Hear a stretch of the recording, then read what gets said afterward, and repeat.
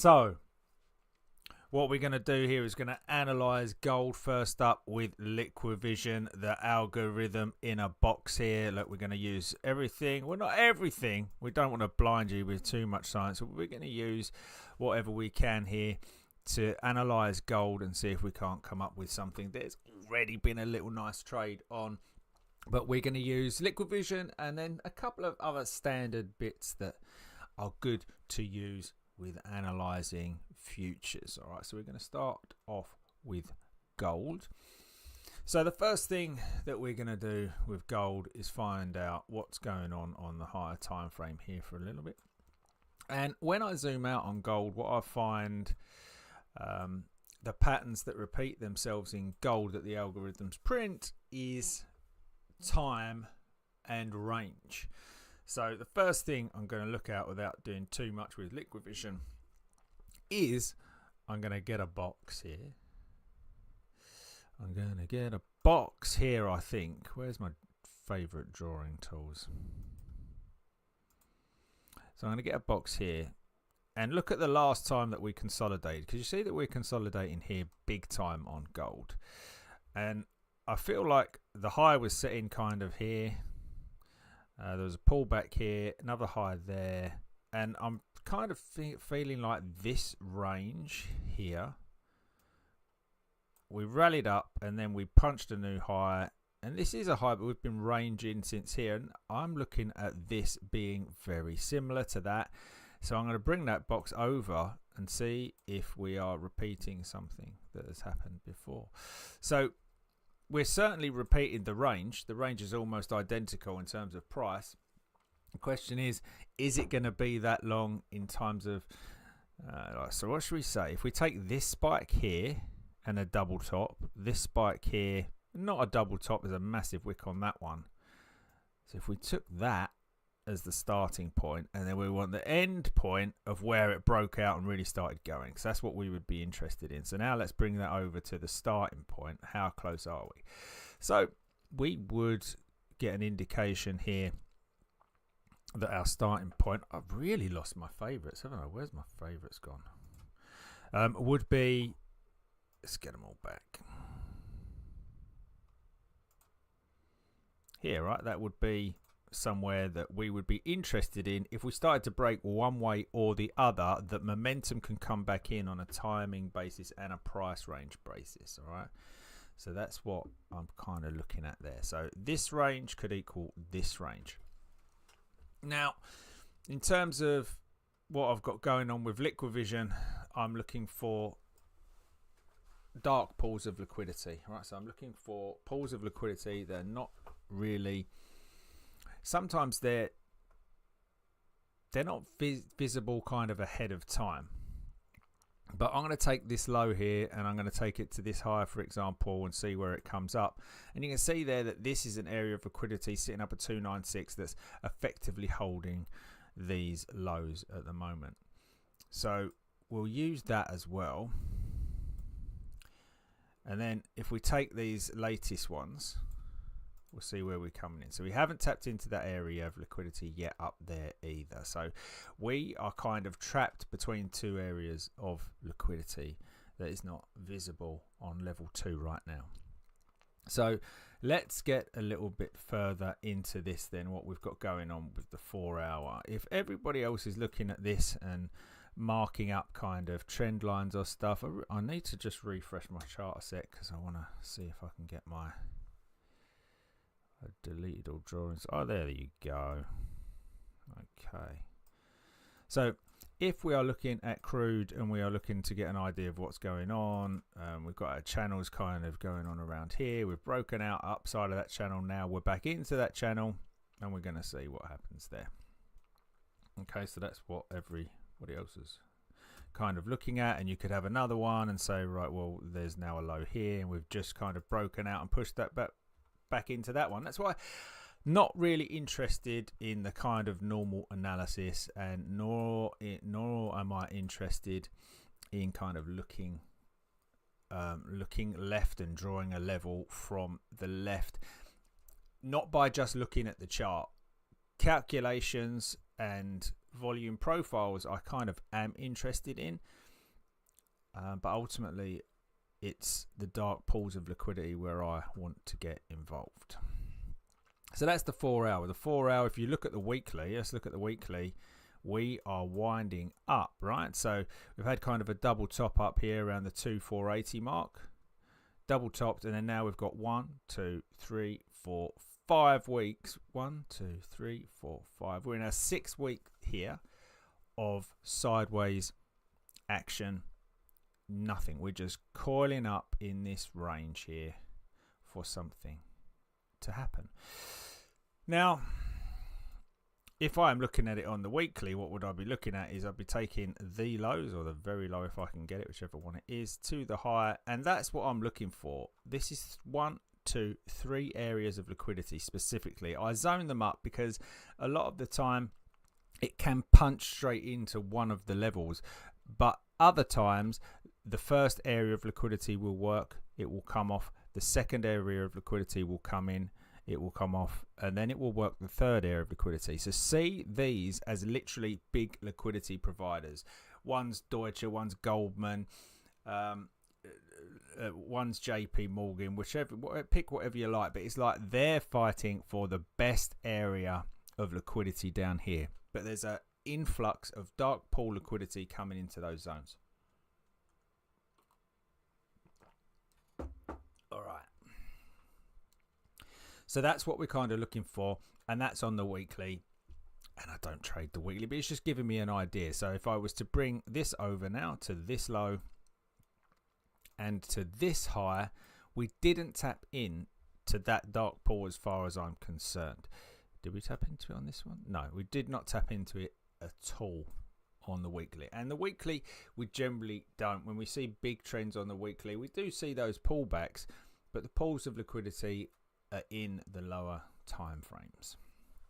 So all we know is we used a pool of liquidity here. If we didn't come in for it, if we didn't need to get that liquidity, that is a sign that it can get more aggressive because it didn't come back and pull into that. So if you see this one here, you come into it and then we reject off it, and then it's kind of this sideways action. Whereas this one we come into, okay, now we didn't come and grab the 2000s on this, then we do reject and it runs straight off. So if it doesn't quite come into it, it doesn't need to, or just goes literally sideways off of this high, then it's ignoring that pool of liquidity that's down there, and that could mean for a more aggressive move, which we have and we're now resting from. So we literally coiling up really tight. Last time we'd done that down here, 1, 2, 3, 4, 5, 6 weeks. Actually, the 6th week kind of sent us off. That's what we'd be looking for. So that's what we're looking out for here, and the timing obviously from this area to this area is suggesting that it could be on the 8th of July. And we'll see if it is. See if we get another week out of it. All right, let's have a look at what is going on. So now we're going to try and work out what we are getting involved in here on our smaller time frames. We're just dropping to the 2 hour and looking to see what we've got. So let's see what's holding here. If I put this high and we're coming into this low, you can see we tacked into that area of liquidity, right? So here is an area of sell side liquidity. Well, it's buy side, but I call it sell side because we want price to drop, right? So, and there's 3 levels in here. Now this trading view rectangle obviously is a little bit lower than the actual real point of liquidity, but generally that's, that's 50% of the triangle. This is not, but it's just above it. So what we got to remember is we used the first area of liquidity. We didn't use the second. Right, actually, let's move this triangle. We didn't use the second one. Actually, change these to get a bit brighter. There we go. And give this a little bit of brightness too. Okay. So there you can see I'm kind of distinguishing between those levels 1, 2 and 3. So we tapped into the first level. So we took Deutsche's prices on that dark pool, let's say. Now, JP might be offering slightly higher and a lot more liquidity, which may give us a bigger push. But right now, we've got to push off that first level. But this still stands. These two levels are still available to us. So we're going to leave that marked up, right? Because this can come back. So that's what we've got. Now then what we was looking at on the upside is each one of these swings. So the first swing, if I'm coming into a double bottom and I have this area 2302 as a key level for me to buy or a sell side pull, and we'll get into benchmarks and that sort of stuff in a minute. If I'm looking for that, then I'm looking for the first buy side liquidity pull to hold. If it breaks, that means it's going to continue on down. So for me, if sell side liquidity continues to hold, that is the downtrend. If buy side liquidity holds, that is the definition for me of an uptrend. All right, so that's how we're working. So for here, we come in and we plot that in, and there's our buy side liquidity here. And the importance of the first swing is huge, as you can see, because it runs across here. So just miss it here, an aggressive move. We do come into it here. So if I'm drawing this in, we can wick below it, but we don't want to close below it for it to still be intact. So that's a buy side liquidity pull. However, this one has sent right through it. So pretty much it's weak. It was thin anyway. But now it's weak because we've used, it wasn't hard to use all levels of that liquidity. So that's what we have. We still have this. It'll be a key level now because it's been here once, twice, 3, 4 times. So it's still a key level to break. But ultimately, the pool of liquidity has been used up. So this one's still valid. This one kind of used up, but it's still a key area of support, obviously, that everyone will be looking at. And then effectively we bring this up each time. So we still take in the new low. So that would be just moved over a smidge because we're using this wick here and to that high there.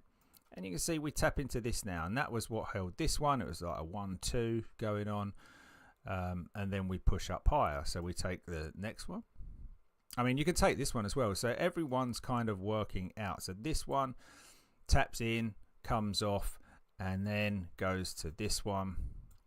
And we just draw each one. So that's why. So look, if you was looking for shorts here, and this is why your price action stops as soon as you kind of get started, because just as you're looking to get in here, so from here, so if you're valid from this low, that level, that's a sell side liquidity pool. And you're looking for that short, and you could get that short, but that short's only really valid until this buy side liquidity pool. For that to work any further, you'd have to break this buy side, then you'd have this gap to fill, and then this would have to fill to break to go any further. So what actually happened was the buy side held and the sell side failed, which means buy side take control, and that's the kind of thing we're looking for. Ideally, we're trying to get in on a rejection in a buy side or a sell side pull. In this case, buy side. We're trying to get in on that wick there. That rejection is really, really nice to get into. If we have any other confluence with volume profile or anything like that, I always like to use calculations as opposed to levels. By that, I mean, I don't like to go, that's an area of support. Or then go, oh, well, actually, you know, that never quite works, does it? So what I'll do is say, well, that's an area of support. Or then go, oh, the first green count, actually, this is my area of support. I don't like to do that. However, if I was using a formula of this consolidation area or an average of this consolidation area, then I kind of would like to use that. In fact, I'd like to use it really even bigger than that. An example of that would be the volume profile. So if I was taking kind of this sideways range before we dropped, So it'd be like there. And I would be interested in either this low here or this point of control here. So I would be interested in going, right, well, I'm going to look at that and I'm going to look at that, because they're both within the sell side liquidity pool. And what actually happened was we tapped into the sell side liquidity pool pinpoint, but it was also the low area of value of this range, of this swing, if you like. So I like to use that in confluence, but ultimately a lot of the time you don't really need to, and you'll work this out as I stream this on. It's these levels consistently work, and that's what this kind of stream is about. Even the NQ is running down at the moment, and that's what I'm looking. I'm just trying to work through on the first kind of this first stream anyway with the futures on what I'm doing with this application. Right, this application is available, by the way, on LiquiVision.trade. If you want to go over there and subscribe to it, you can have it for a week and try it out and download it and whatnot. You'll get a license key automatically. You can have a go yourself after watching a few of these. So, grab some more coffee here. All right, so we're working out what gold has been doing at the moment and what's still valid. Now, what we're looking at here then is a swing. So we've got two swings here. We've got the very first one, and we've got an A, B, C, D swing. So there's the last one and the first one. So if I take the full one, where would we be looking? All right, okay, so the full one there, we've just kind of tapped into that. I've just thrown this on a little bit. So that's another sell side we've got there. So that's where gold has run into sell side liquidity from this whole move. So literally from that whole move. That's what I'll call a macro move on the 2 hour. So I haven't just used this swing or just used this swing. I'm using the macro, high to low. What is also valid and still valid is this up here. So if I push through this and just take that, then I know I've got an extra pull. So what I do know at the moment is I have a whole barrage of sell side liquidity that's not tapped into. I have this area up here, I have this one here, and this one here. So we're really building a massive defense up here, which means if we are going to break to the upside, it needs to be on huge volume. We are coiling up on the weekly in order to do that. This is quite relatively weak because we've tapped into this and used all of this sell side. And if I look at the macro, so remember, this is the first swing, right? That's the first swing, which is the first impulse, is a very, very important one. But if I go to the macro and go from low to high, we've broken it. We was here. So from this high, I would have drawn this in here. It's pushed over a little bit so that I can see the price action. But that is effectively last week what we would have been looking at. So you can see we tapped in, we ignored the first level, we tapped directly into the second level, and then we come out. But we didn't make it to the sell side liquidity pool. So we didn't make it up there. We then got buy side liquidity coming in. So we broke this. So this is now negated. It's not there, which is why I'd remove it from the chart just to clear it up. But that was there. It failed. And that there, look, right at the third level of liquidity, once, twice, and the break is aggressive. So remember, as good as these levels are for price to come into and reverse off because of the amount of liquidity in these areas, if they start to hold and work and they're accumulated, if you like, if they then break, then they've been absorbing that price action. And if it breaks at that point, that's just like the push, the fast push you get when you've got a big order on the level 2, and then all of a sudden it's filled and price just runs up to the next auction price and runs through a whole bunch of other prices doing it. So that's what we've got at the moment. So this one is negated. So I'm going to take that off. So what have we got now on the buy side? So on the buy side, we've got this low, we've got this high, then we went to this high. Now, therefore, our newest buy side on the higher time frame is going to be sitting down here around 32 and 13. All right. So that's kind of what we're looking at right now.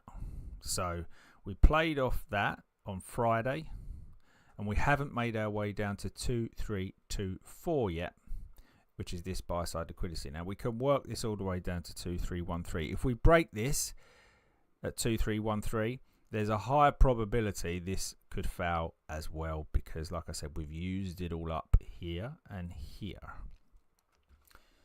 So that is what we've got going on. All right, so that's gold on the higher time frame.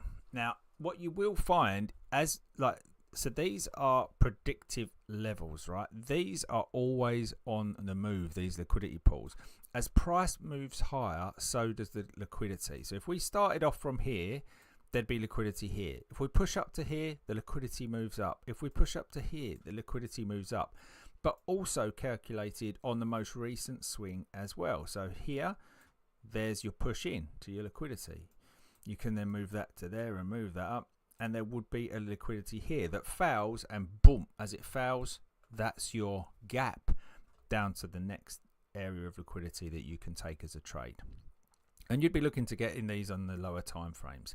And these pools of liquidity exist everywhere. Even if we move to a tick chart, you can see that they exist all over. I was just looking to see if I can pull up a quick tick chart.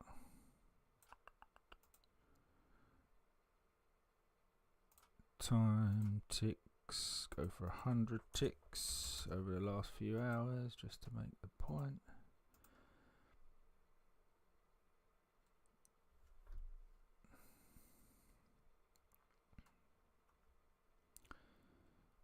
So here you can see, this is just bringing up the NQ. Can I flick over to this a sec? So here on the NQ, you can see if I drag, so we've got this high, right? If I get a high near a level, the first thing I want to see is a buy. In this case, if this is a sell, I want to see a seller's hold level here on the pool. There it is there. Yeah. So let's so that's that sell. Now if you bring these over, each one of these now, see, hold. Wicks are fine, but the bodies want to close inside this level for me to, I'm more comfortable with the sell. And obviously this is the NQ. It's the craziest. If anything eats wicks or manipulates price more than any other product, it's the Nasdaq. It literally comes back, and then like this one, you on anything else, any other asset, this would be it, and it would continue to move, and this would be a lower pullback, but not the Nasdaq. The Nasdaq has to take out the previous high almost every single time. So that's that. So we've now got from the very high one sell side that held, and then from the next one we've got two taps into the next sell side that held, and therefore that's a comfort blanket on the sell side to say, we've attempted once, twice and three times, and we haven't been able to get through that sell side liquidity, and that's when you go boom, off it comes. So each one of those, and again, like I say, as these things move down, you can keep tracking this all the time to every high pulls that you get, to every tiny little consolidation on the tick, until they distribute fast, and then obviously it's bounced off the recent one, and then you continue to just draw down and down. So here, for example, we would continue to draw down. Did we get one there from this high to this low? We was a point off of that, I would say. It was close, but then we'd be drawing this to this, and now we've just tapped into it here, and we're utilizing level number 2 right now. Number 1 is clear, number 2, so it's whether or not we can hold this 74 as to whether that can work here for us and hold. So that's on the minute time frame, almost on the ticks. And this is the thing that's repeated in and out. This is also the thing, going back to the other chart here, this is also the thing that makes your trend lines and your channels.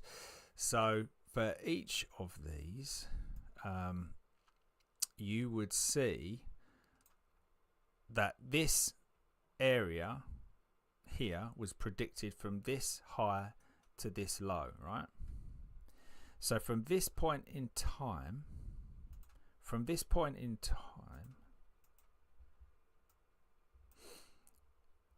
this was predicted. Yeah, so from this high to this low, we take that data, and that's the data that predicts where that pool is going to be sitting. And it's not a fib, before anyone asks, because a fib is constant. If that's the A and the B, and you look at the 50%, like just drawing this rectangle, we know the midline is 50%. Well, it depends on the speed of this descent as to where the liquidity pool is. It depends on the volume in this descent where the liquidity pool is. It doesn't always just sit at 50 or 60 or 70 or 80 or whatever. It is. So for an example, if I take that similar low to a high, okay, and we come in here, which is what I've drawn. So from that point, this liquidity pool was always in, and we didn't tap into it until Friday the 21st, even though Monday the 10th, 11 days before, that pool of liquidity would have been there in the dark pool. Now, getting back to what I'm saying is, well, you could say, well, that's a 70-80% fib or whatever it is. Well, that's fine, but actually, if this move had have taken longer in time, so had this move ended up going kind of boom, boom, boom, boom, boom, boom, and ended up there, then we would have been moving down here. And look how the pool moves, right? The pool literally moves down. Hi, Minded Lowlife, how you doing, man? Good to see you.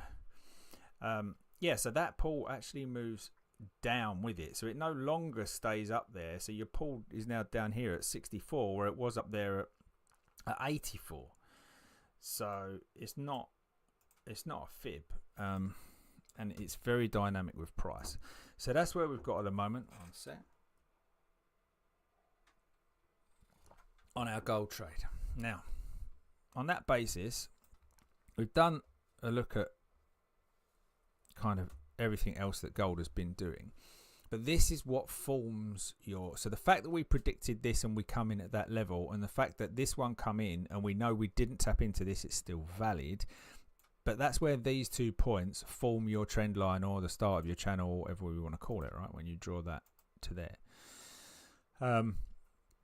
So we can use those swings as well, and when we do that, we can define the trend lines accordingly as well. We'll get onto that later. That's a bit more advanced, but we can work out where those support on the diagonals. And for me, the algorithmic support is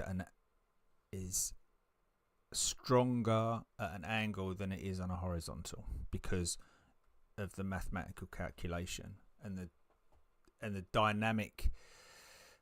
How dynamic the liquidity pools are means that if you're just drawing lines, the angle supports, like moving averages would be what I'd call an angle support, and channels and trend lines would be, for me, stronger than horizontal levels, because horizontal levels, you can see from this low to this high, if you're waiting for anything up here, you're missing it most of the time. You're waiting forever. So even if you're just drawing bog standard support before everyone started talking about supply and demand and the last green candle before a red drop, all that sort of stuff, they all miss it, because the liquidity pool is dynamic and generally lower. So you're either you're left hanging waiting for it, or you didn't know it was there to grab into it. And then, like you say, well, there was a fair value gap, so I would have caught it, and that's fine.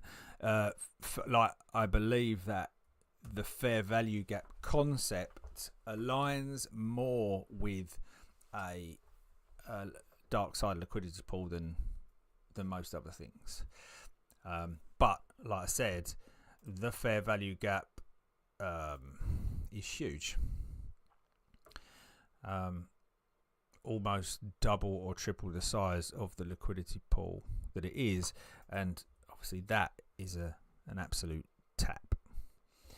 So that's our goal. So let's move on anyway.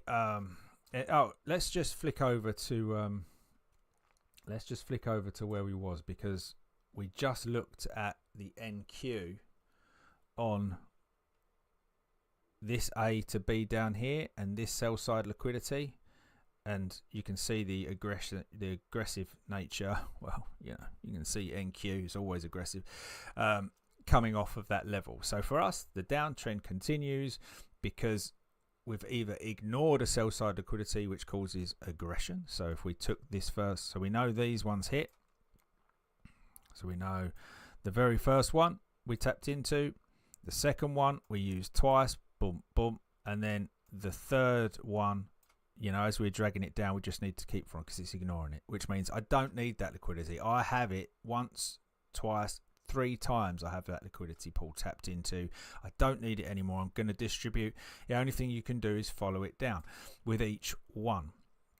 Yeah, so this one here, yeah, well, you could argue it's very, very close. And now this one here, and that's where we are on the last one. Yes, we did come back for liquidity on that one. And that is why with the NQ, by the way, every time you think you're breaking into new lows, you go for a few points and then it comes back. Does it all the time on the NQ. So you're much better off taking that last swing and waiting for that comeback to the liquidity pool, and then let it push off again and go to your next target. That's the NQ. Anyway, so back to what we was looking at on gold. So gold, what we know with gold at the moment is, even if we ignored these two up here, which we may or may not get to, right, is we have sell side here and buy side here. That's my interest at the moment. Let's drop down to a 30-minute. Right, so that's what's going on at the moment. So we're a little bit sideways on gold. Now, the other thing I want to look at is I want to look at what aligns with this. So I'm going to take the volume profile on this one because, like I said, it's a calculation of price volume data. It isn't just look back left and pick a level, because that isn't how the algorithm is running. Okay, so for example, I would want to know first off where my week is.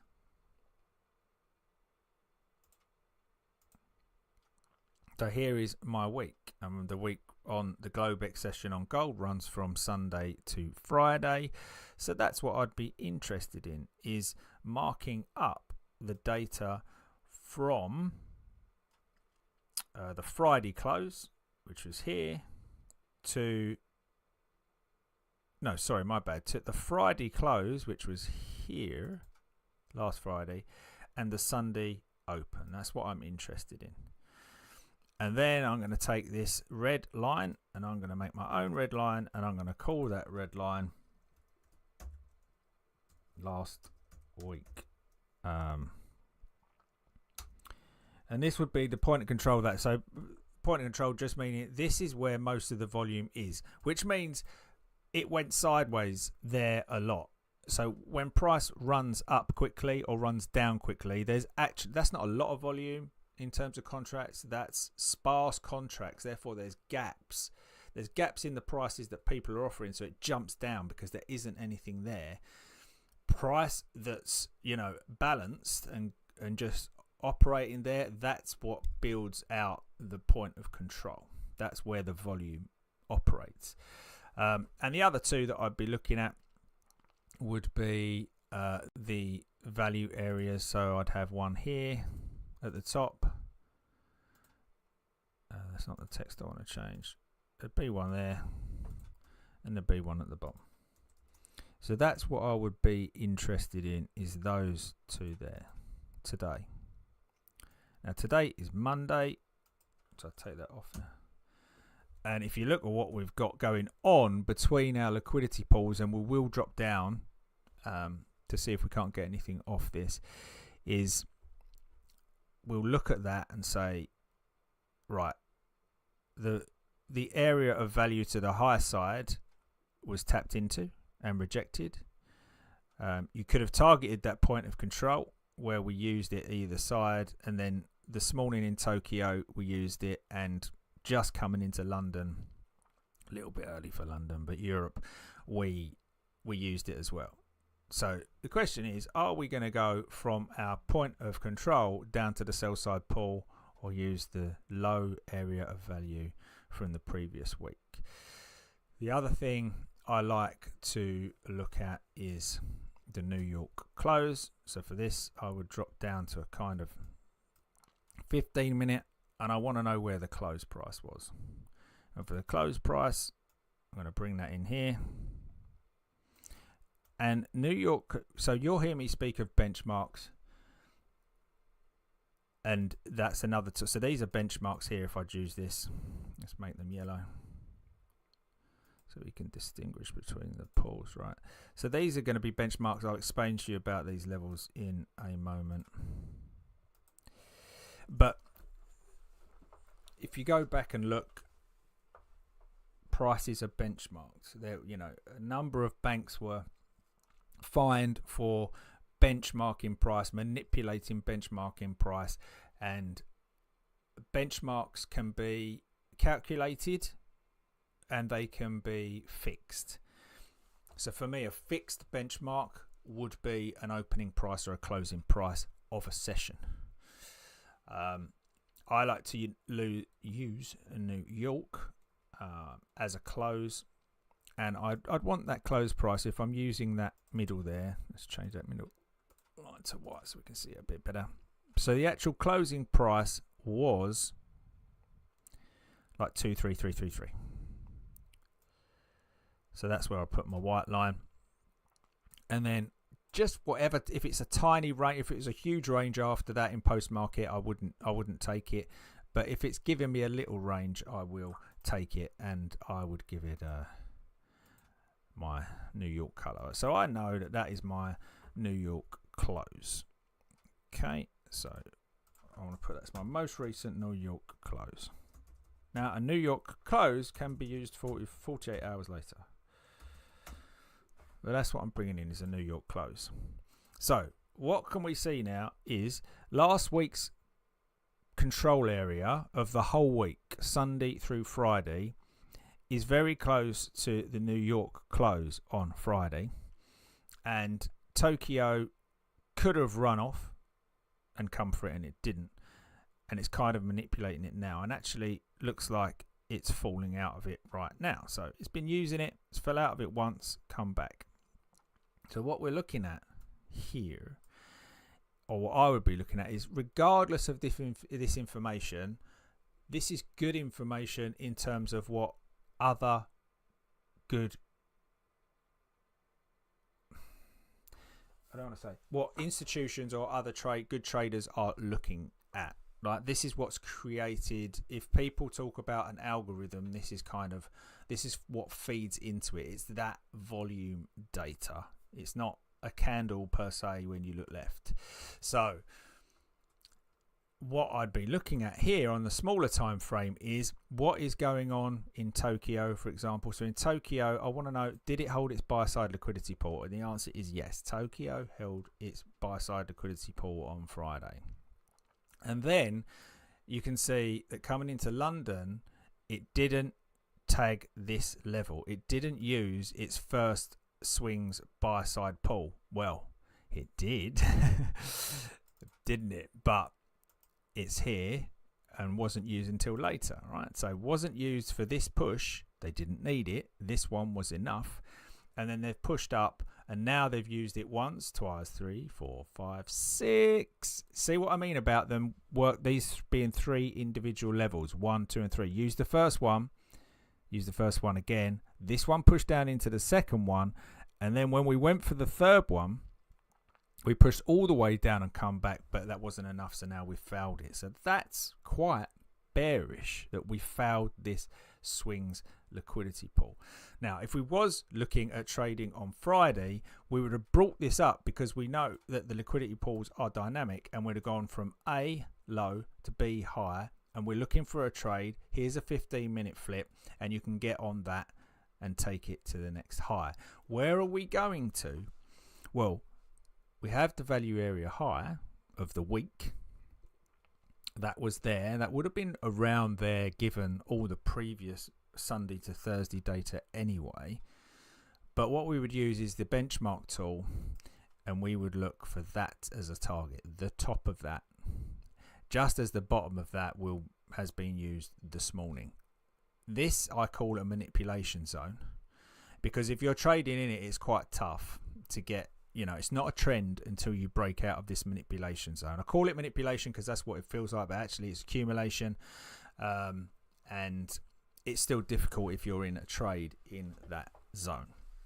Now, in terms of other benchmarks, so I call the top of this or the bottom of this best execution. So if you see me marking this up like this, and I go for a template on it. So if you see me marking that up, let's take this off. You'll see me mark it up as best execution in yellow, meaning it's a price where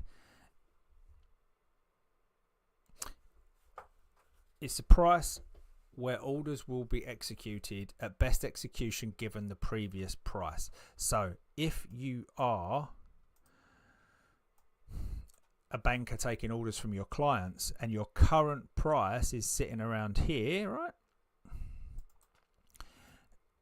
You ideally want a better price as a customer than 2337 if you're looking to buy or sell your gold. So in this case, if I'm looking to sell my gold, I don't want to sell it at 2338. I want to sell it better than 2338. With a benchmark best execution on this particular London session would have been a sell up at 347, and these are dotted around, right? So even though that is a specific line, and it can be as pinpoint as the specific line, you need to imagine this as areas that are kind of dotted around, right? So can I draw? Yeah, so imagine them as kind of orders dotted around this line. They can be pinpoint, but imagine their orders around like that. Okay, so there's orders placed at or above or just below best execution, and sometimes they'll work both sides, which they've done here. But ultimately, it's a good target or it's a good entry if it's aligned with a liquidity pool, all the better. Now this one was aligned with a liquidity pool, that first level there. So that was why that worked out. So that's best execution. You get best execution to the top and to the bottom. Now, a benchmark, we are looking for very, very specific little nuance swings in usually in the start of a session. And just like in Forex, futures, and this goes the same, right? We could be analysing XAU, UAD. The formula will be the same, therefore the levels will be the same. The price is going to be different between those two products because one's a CFD and one's a future and got a 3-month interest rate built into it. But that's just a price, right? The levels effectively, when you calculate them, actually ignore price. So what I'd be looking for on this And this is now my definition of how to get out of manipulation and get into the trend. Now, if I'm looking at a higher time frame here, 30 minutes on gold, and we're looking at that price action to get into. So this Tokyo, I'm looking to get into that trade. And there's a double bottom here. But is this a trend? Do you class that as a trend? It's pretty much a trending session from Tokyo to London, but involve New York, that's not a trend, right? It becomes a range day. But there is a trend within this, and this is the problem: is most traders don't know where the trend is, and there's a trend pretty much all the time that's about to happen, but there's multiple little trends, and multiple little trends stop and finish all the time. And if you don't know where they are, if you're expecting London at this point, if you're expecting London at that point to start a trend, then it's probably just about to be over and finished, which was the case.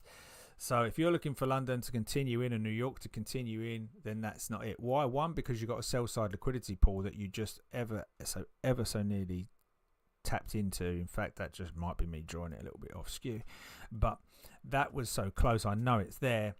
Then we had best execution up there, which if you don't know best execution, then you don't know. You're not going to know that's there to stop it dead in its tracks. But what can we use here, right? So let's use this Tokyo from Friday the 28th, and then we'll look at the 27th as well on Tokyo and see where our trend is, right? By using benchmarks this time and not the liquidity pool. So let's jump to the 5 minute. So the 5 minute, we was looking down here. All right, so that's the one where we was just saying, oh, we've just identified a London trend, and then it finishes, one more push, and then it definitely is over and you're stopped. But what we want to look at is this little baby down here.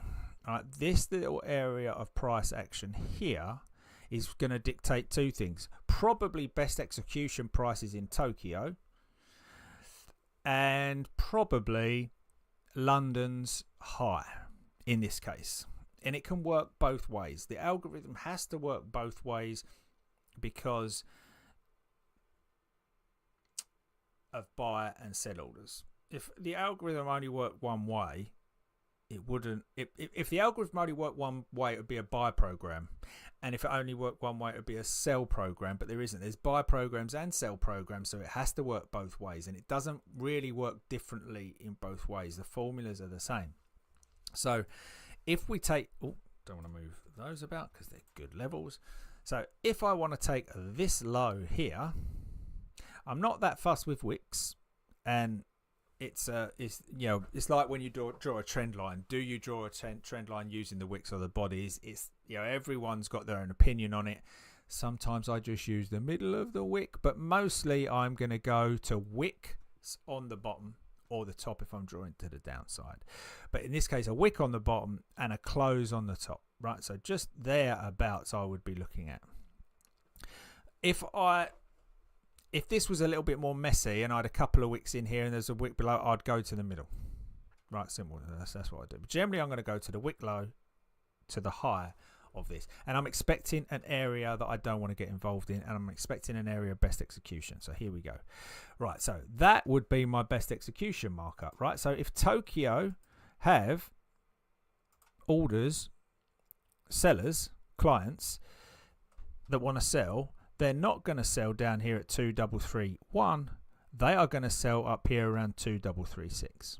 So the sellers get a good price and they can bring them back down there to 2330, which is where it was, and they've had a good deal. Now what happens next in London, it doesn't matter because the clients wanted to execute on Tokyo time, so they get Tokyo's best execution price. Now Tokyo's best execution price has more in it. It has more in it because what you have here now, and let's remove some drawings for the minute, right? Because this becomes clearer. I call this area the manipulation zone, and it's not going to work, is it? Okay, let's take that off. Right, so I call this area the manipulation zone, because if you are in it, you're not, you can get crucified. If you go long, you know, you just start to break out of this, and that's the problem that people have. They use this little range as a breakout as price moves above, and they stomp into best execution and they come back off.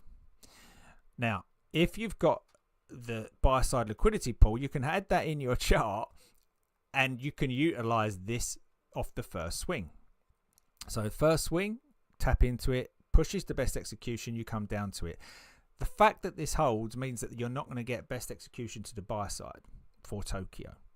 So this is a good area to buy in Tokyo or between Tokyo and London to see if we get a breakout of the manipulation zone. So if you break above best execution sellers now, I know it's a little bit complex, but if you break above best execution sellers at this point, you are going to get a trend, a mini trend. It might not look nice, but you're going to get a mini trend.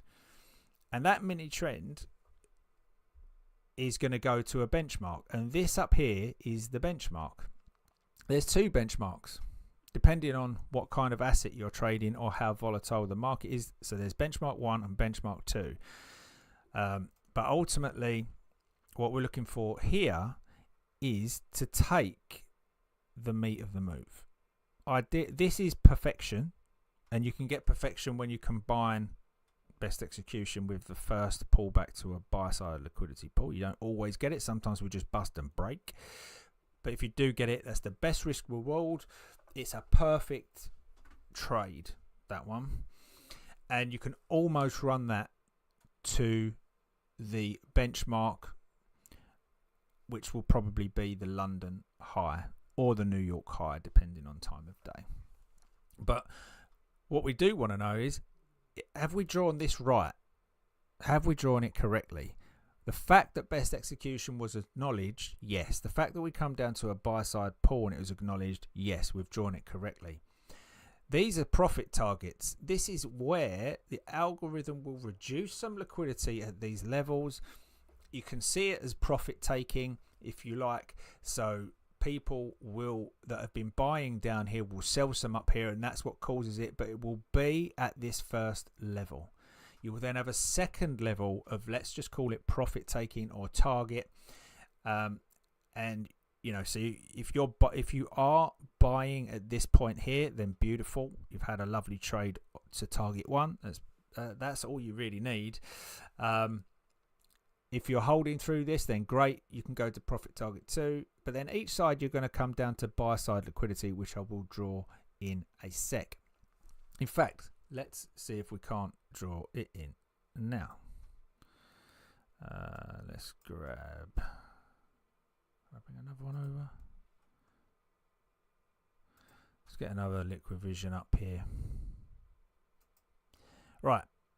So if I'm going from here to high, right? You just keep these tracking.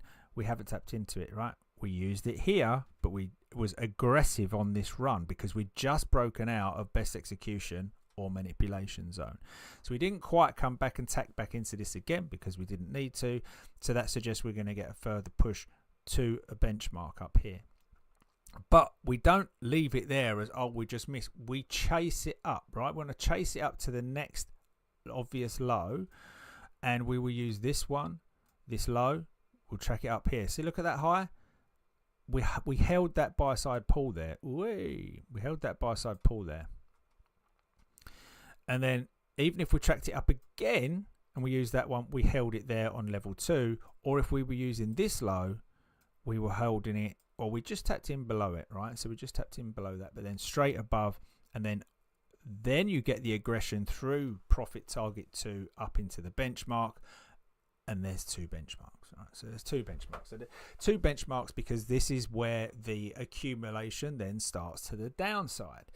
So that's kind of where you want your basis to be. This is the meat of the move. This is the perfect entry, and you can take it to target 1 or target 2, however you feel more comfortable with. But the fact that your buy side pulls hold all the way up, look at your sell side pulls. Sell side pulls have to fail in an uptrend. One failure there.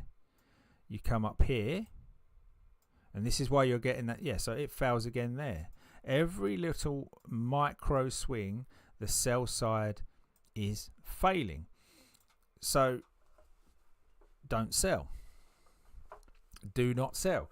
You have broken out of best execution to the buy side. We will be going to a benchmark, which will probably end up being a fixed benchmark, which will be a high of the session, and that benchmark will then run to the right. So now, as we keep tracking this up, high to low, again, this area here would have failed. We get a new high. Where's the first time? That is the first time. We do wick above it, but we then close below it. That's the first time we get the sell side hold. And that's our first indication. It's just an indication. That's the first indication that this one could hold right now. And we could see a top. Now, if I'm in a benchmark, if this was a liquidity pool as well, I'd be loving this. And if this didn't put in a low and couldn't close above that liquidity pool, that would be my most aggressive trade. Why? Because it's exactly the same as this one down here. It's exactly the same as the low to the close that we've put in here. Except this is the high, actually, to the close. And this area here, this literally between 49 and 50 is this level here. Same. This is the one to the buy side. This is the one to the downside. So if I take these benchmarks off and put these benchmarks on, look, we break out of the manipulation zone. We go to target 1. We come back to the best execution point. We go to target 2. And what are we doing? If we bring it all across, okay, we haven't got there yet. Where we've got to is that level that we've used previously, right? Is that our buy side one. That's what's still holding. But ultimately, our benchmark is down here at 326 to 320 for gold. So if gold is going to complete its mini kind of trend, it doesn't look like a trend, does it? But it is. This is acknowledging every single level along the way to be a trend. It's too much info for the first future stream here now, isn't it? But that is how it's working out. And so that's what we're trying to do, is work out our benchmarks, and we can use some volume profile along with it to see what others are doing, because those levels are formulated as well, so they will align with either a benchmark or a dark pool of liquidity. And then that's all we're going to be looking at this morning is, well, we're in a downtrend because we're expecting, like, even if I draw this in, you're going to end up boxes on boxes. But if we go from here, we're expecting to get down to this level. That was close at 28, but ultimately we still want it between 20 and 26 on the gold contract. So that is where we are on gold. Now, if we're looking to get into this, I would have been tracking this, right? You would track it down, and this level didn't get tacked into. So I don't know whether we've drawn this in. So on the lower time frame, I would have drawn this level in at 346 to 48. And then I would have come down to this swing and that low. And that's the nice trade. That's the trade that's coming in that is aligned with the benchmark, right? The manipulation. So that is your right, that is your best opportunity to get in, because you knew there was a benchmark there. You double topped into a benchmark. You held that sell side liquidity. That's your best risk for reward. And you're playing it down to target 1 or target 2, or if you've got the balls, you can target it down to target 3.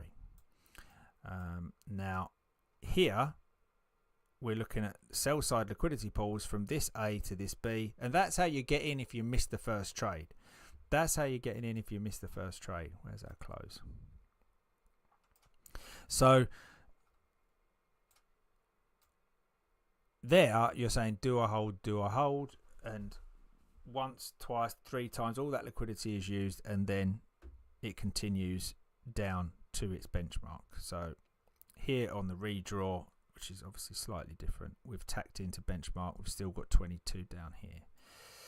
So that is how it works. So now, if that was complete on this redraw, and this redraw was better than the last, I think I was using this high.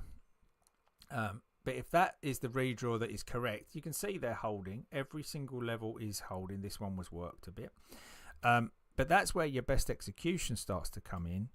And you'll say, well, why did we accumulate in this area here? Well, that's fine. They're going to put another best execution in. So you're going to use that. And say, well, okay, we'll take that. Where's best execution? It's up there. So for this price action, clients don't want that. They want it up higher to sell. That's what they get. And then they come back down to the other side and they've used it again. So that's all you really need to do. The algorithm is running this concept all the time. Now, if you're in mid-trend between the manipulation zone and the benchmark, right? So this is kind of mid-trend here. Then you can still see this little area, which is kind of the same as this little area, but it will work it, but only to target one. If you're in a trend the opposite way. So there you're either going to go to best execution or you're going to go to target one, and then you'll continue the downside trend to the benchmark. So that's, I know there's a lot of information out there about the algorithm and kind of how it works, and that there's many algorithms. There's not just one. And you'll be able to tell how those algorithms run when we do really get into the live trading, because I'm going to have the tape on audio, so reading the tape but on audio, so you can see exactly when these algorithms kick in with the liquidity. So that will be interesting, because you'll literally see and hear that liquidity come in. So that's gold kind of on the 5 minute, and we can go down. Like if we went down to the 1 minute on gold, you're going to go, right, well, there's my high. Like if we're doing anything, you just need to zoom in and keep following it, right? Because an algorithm is a mathematical calculation, a mathematical formula, and where price and time are involved, the calculation continues all the time. It's continually running.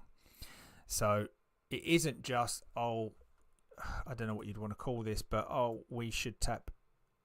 If I'm going to draw this, it's going to bring everything back in. It doesn't just mean, this is the low, we're going to tap into this at some point, and like this we tap into that.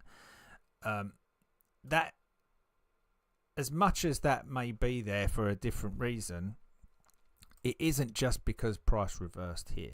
There is obviously going to be something quite key there if price does reverse for anything significant, but all it's going to be is a low to a high, and you're going to look for that buy side liquidity. That's what it is. Now, because you only tapped in to the first level and you've got another level here and another level here, that's what remains. That still has liquidity in because we didn't take it all out. But you're not just going to, as much as you will keep drawing, because the algo will track and track and track and track and track, and this will become the macro level. Don't ignore the micros. If you want to get in, that's where you want to be getting in, on the micro liquidity pools, because what I find a whole lot of people are doing on the futures is either shorting these little reversals here and then getting taken out, or they're buying this push, you know, as it goes up, as it goes green. And I don't know if, as you know, like this is 231.5 to 230. That's $150 there. So depending on your risk reward, is if you only really want to lose $100 a trade, if you're scalping and that's your max, you're going to get taken out every time if you're buying that green bar. This is a green bar that you can take, but not this bar or this bar.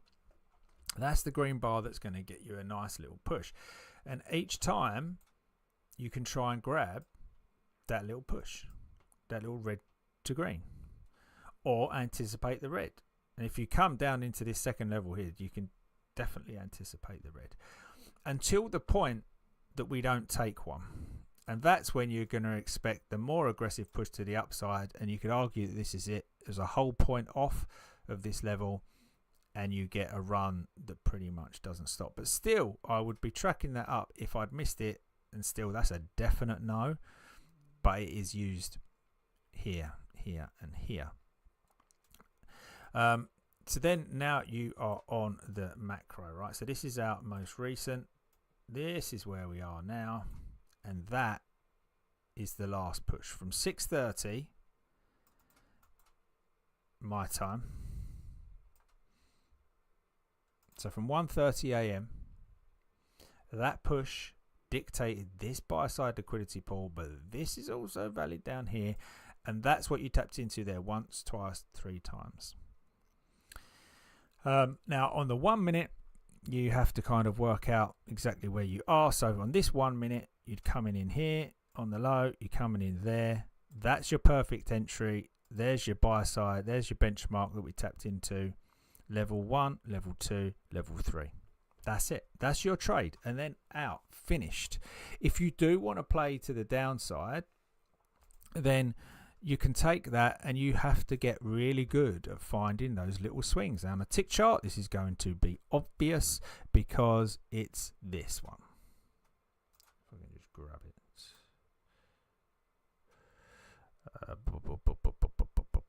7:30.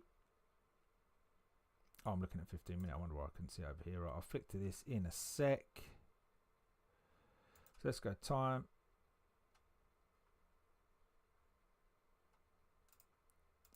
Come on. Ticks. London, so we use 100.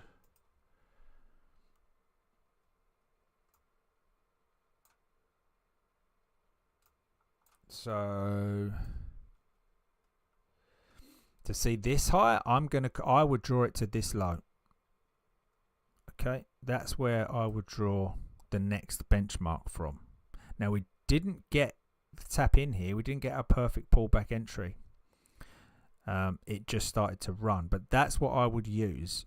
But you have to see those swings as though it was a tick chart if you want to trade this kind of stuff, because your benchmarks are, didn't go to the close.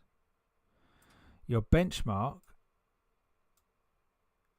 is number 1, pullback, number 1, pullback, number 2.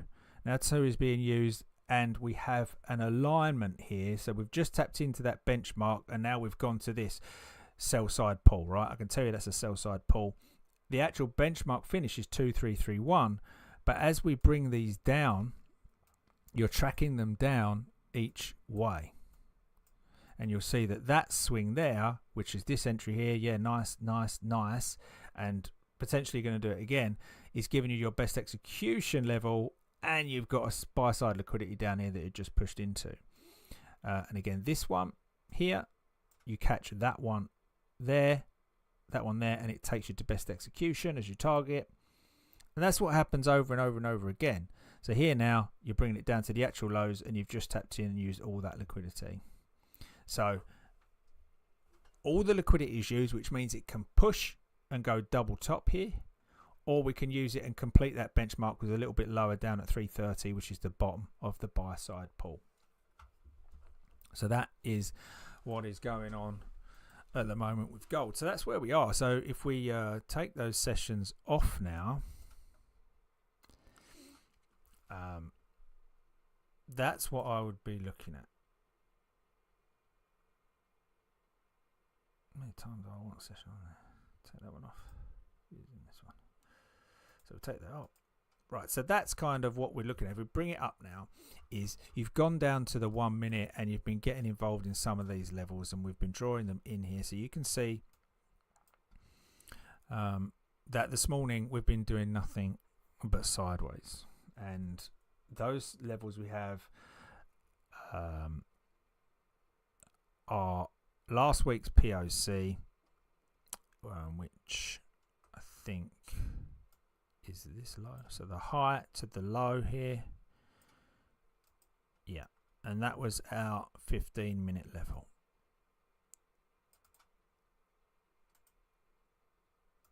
So obviously I don't go through all that in depth back to where we was to explain it. What I'm doing on gold in the morning is drawing New York's close because it's a benchmark. We will push away from this today. So if we pushed down here now, so if the day was going to play out, we could tap back up into this, then we'd come back down and either use the low value area or tap into our liquidity pool. So it could go a little bit like kind of like this. Oh, that's not what I was looking for. So if we zoom out on these, remember these are like the very low time frames that we drew in down here. So this is the sort of thing that could play out. Is the sell side going to hold? We have a buy side that failed here, and that was some drawing that I was trying to do.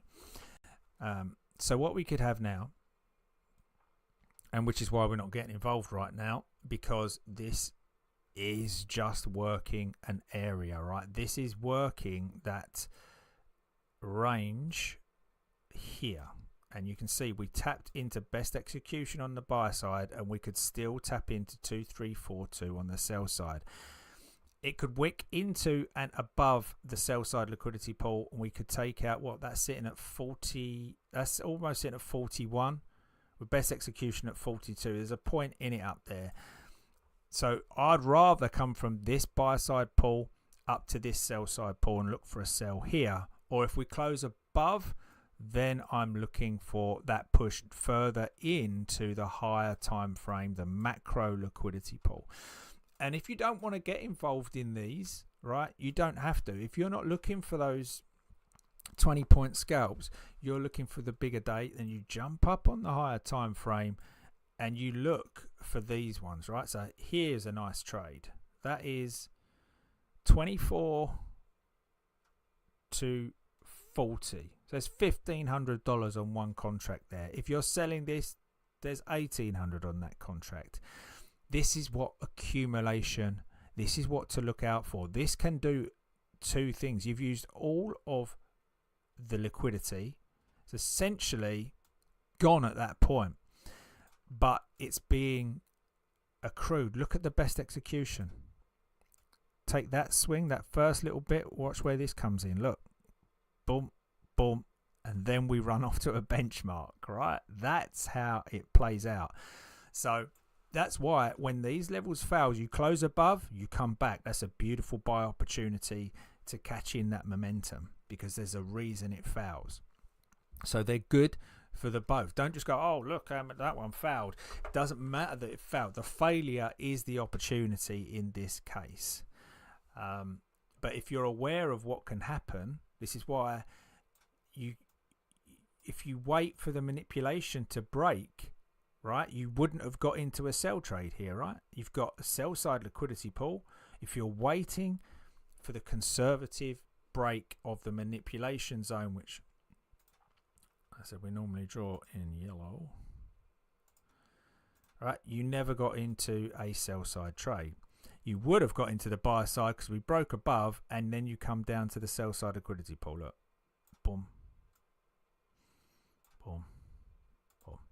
There it is. So you would have got into this one, and that's the one that takes you through to the benchmark, taking you from, even if you took it from the break at 53 and took it to the earliest, up to kind of, well, say 71, 73.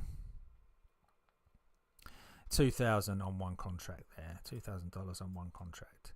And that's what we're looking to time up this morning. But as it happens, we just have context right now, which is this swing up has given us this buy side liquidity pool, and this swing down has given us this sell side liquidity pool, which is very deep and stacked. It's stacked.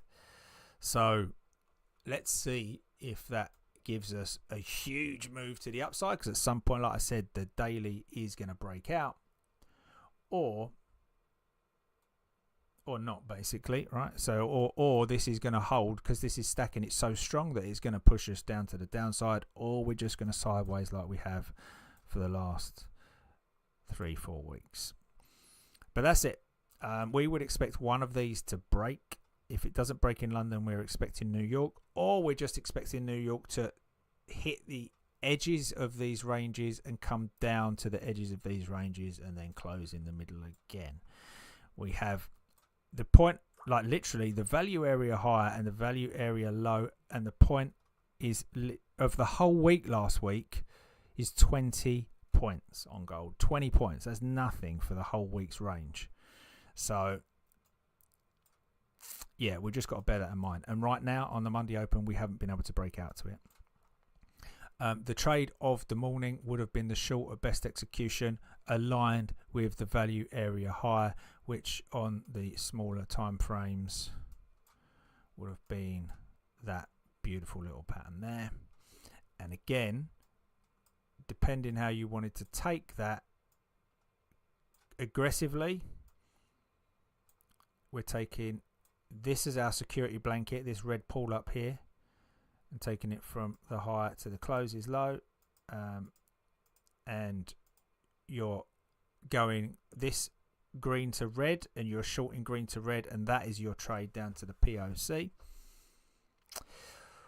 Or you're being more conservative and you're waiting for that to break and pull back. This is a bit tougher, isn't it? If you're getting on the break, you get a target one. What is that? 42 to $400. So there's money there on the break, but I don't like to chase. I wait for that pullback. This is the better one, back to literally the manipulation zone, and there's the good trade down to kind of target 2 there. Target 2 actually took a little bit longer to get to after another push in, but that's what we're doing. We're just working this little trend, and that little trend could still push boom down to 3 2 3 2 4. But trading's getting a little bit choppy now in this range. All we do know is that buy side just held, and again, you can play them. You can play that buy side, so go red to green with your stop below, or your stop below the middle one. These are, like I said, these are levels of liquidity. So red to green, so you're getting in at 232, and this is taking you up 235. Why are you getting out at 35 from 32 and just taking $300 is because we're not doing anything and your sell side liquidity is there. So that's all I'm continuing to track, is the buy side liquidity to the sell side liquidity, and we can take each one of those. And now we're going to get trapped because this is going to come not worth trading. The New York close at the moment really is kind of holding. It's definitely benchmarking. And we're getting trapped between this buy side pull and that sell side pull. So for me now, I really want New York to come in, or some volume to come in, perhaps 8 a.m., 9 a.m. Eastern, and have a look for what happens. The LiquiVision dashboard I've got down here is, again, another little safety blanket. If you're in the right time of day, this can work purely on its own. Aggressively wait for the first 2 to align to the same color. Conservatively wait for all 3. And this would be the same bar. So effectively, that would work on this bar here at 7 a.m., which is a good time. 6:30, 1:30 till 2, or 1:30 till 2:30 Eastern is a good time for a trade to occur. And this one would have taken you out of that first swing and up So there was a trade up, but like I said, we had something in our way of this benchmark. But yeah, you can play those, and that helps you hold on. If you're looking to hold on for a trade for longer than you currently can, that's a way of doing it. Is basically saying, look, I'm going to stay in this trade until the middle line goes red. That's it. And at the moment, gold is not great for that because it's not on a trend, but this is the sort of thing. If we was doing this, and I'm taking that area out, that is what I'm looking for. Tweet that down. So here we come in. Where's good to get in? Any one of these really is good, but you have to work through it. But we go green, green, green at this point. We go green, green at this point. Green, green, green at this point. But if we're in here at anywhere here between kind of 7 and 9 on this day, on Thursday, you can hold that all the way through till that high there, which is correctly at a benchmark. So you're taking that meat of that move. And that's what it does, is just try. If this continues to run, then you're not going to get these reds in here. You'll just get reds on the top and not reds on the bottom. And obviously, this is green all the way along. You really got to have some balls to hold that. Awesome cushion in your account. This is ultimately the best one to hold, obviously, because it catches it all. But you've got to be able to take a $400, $500 drawdown intra-trade. So if you was in from down here, obviously that's eating up $400 of your profit, but all the while that's staying green, you're good. Something like what we're into now. Where are we? Yeah, you can see we are very, that was the only decent trade. This was okay. You're going to get paid on this, but look, not easy to hold. Double topping into sell side liquidity at the moment. And remember, one of these is going to hold for a better move because we've got one down here and we've still got this one up here and this one up here. So one of these holds is going to hold for the better move. But at the minute, these two are too goddamn tight unless you're literally scalping it. So yeah, choppy on the dashboard down here, and visually choppy on the price action. And we can see we're literally trapped between a sell side, a buy side with the New York close in the middle. That is a sign to not do anything right now on gold. So there was a recap on or an introduction to, depending to the benchmarks and to the liquidity pools. And you can further go on and look at kind of timings and trend lines here of what works. So if we're in this channel here, you can uptrend all day long, and you'll use these as your channel effectively. And these vertical lines will act as your kind of turning points or your momentum points, as you can see here. Like this one picking out the reversal, and this time, so 1024 should be the next time we have some sort of momentum reversal on there. So when you put it all together,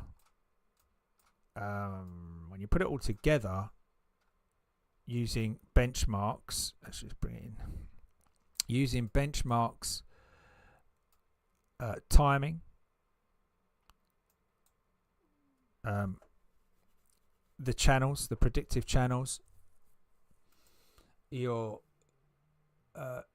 trend lines. So you've got your channels, your trend lines, all predictive from point A to point B. And if you wonder why you don't make money, it's because there's always something, right? There's nearly always something. That's why it's so key to be patient for the best one. This is literally a visual of an algorithm.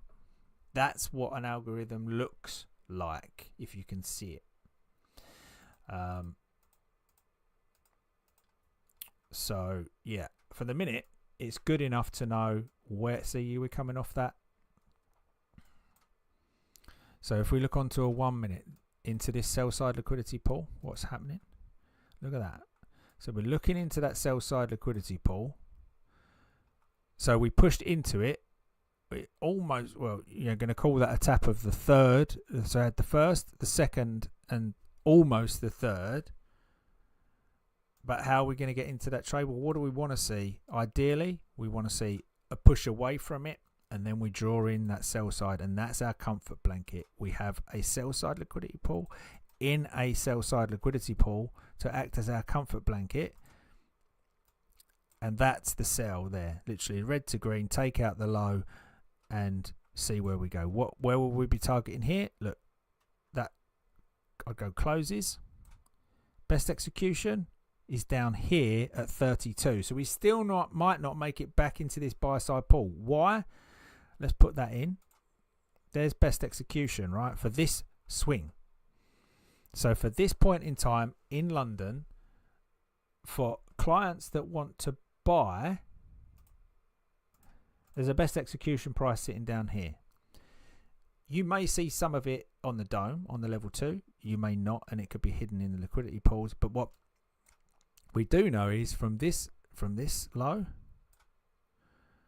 to this high, we had a buy side pull, micro buy side pull. From this low to this high, we have a buy side pull aligned with best execution. So you'll see everything I'm doing is from the data that's happening now. I'm not looking left to a week ago. I do when I look at the volume profiles. We have to use a data set, right? But it's a data set. It's not, oh, this candle stopped there. I'm looking at the whole data set. Right, that week's data set give me 2 value areas and the point at which the most volume was transacted. That data will be used by an algorithm that will add a value point and a key area in the future. So let's see if we hit this buy side liquidity pool and best execution down there. But at the minute, what we're going to do, we've got another micro to look at, right? Whichever one we're looking at, another micro to look at, which would be here. So this is the most recent sell side liquidity. So if you're a scalper, this is a scalper's paradise, because if you're literally taking, like, you know, I don't know, 5-6 ticks out of gold or whatever you might be going for on the NASDAQ, a little bit more, then this is kind of ideal, because you keep pulling back in these sideways ranges to the sell side liquidities. Now this one is, the question is, can that bar close above this or this sell side liquidity? If not, there's a high probability you're coming down here. If you do close above 35, then there's more of a probability that you're going back up to double top here or into this sell side. So that is it. But like I say, if you're a scalper, you have to take the trades, right? You have to wait for this bar to close and go green to red to have that chance of going down to the buy side pull. And we might do that as a scalper if we get it. So there's the red. We haven't closed above yet, but now you have to give it this 1 minute or this 2 minute or this 3 minute, depending how aggressive you are in this pull. So we'll just see how that works out. Bit difficult to see. I'm overdrawing like the boxes here to give you an example that it's always working, right? And even if you take the ranges are set up for best execution prices. So there you go. That's why we're topping out at this area. Look, there you go. We're going to come in here now on the gold, and we're attempting to use that level and close below now. So we didn't close below. Let's see if we get it and get any follow through down to 33. But the trade would be tiny, wouldn't it? From like 34. You're looking for a 1 point execution on that. But still, let's see if we get it.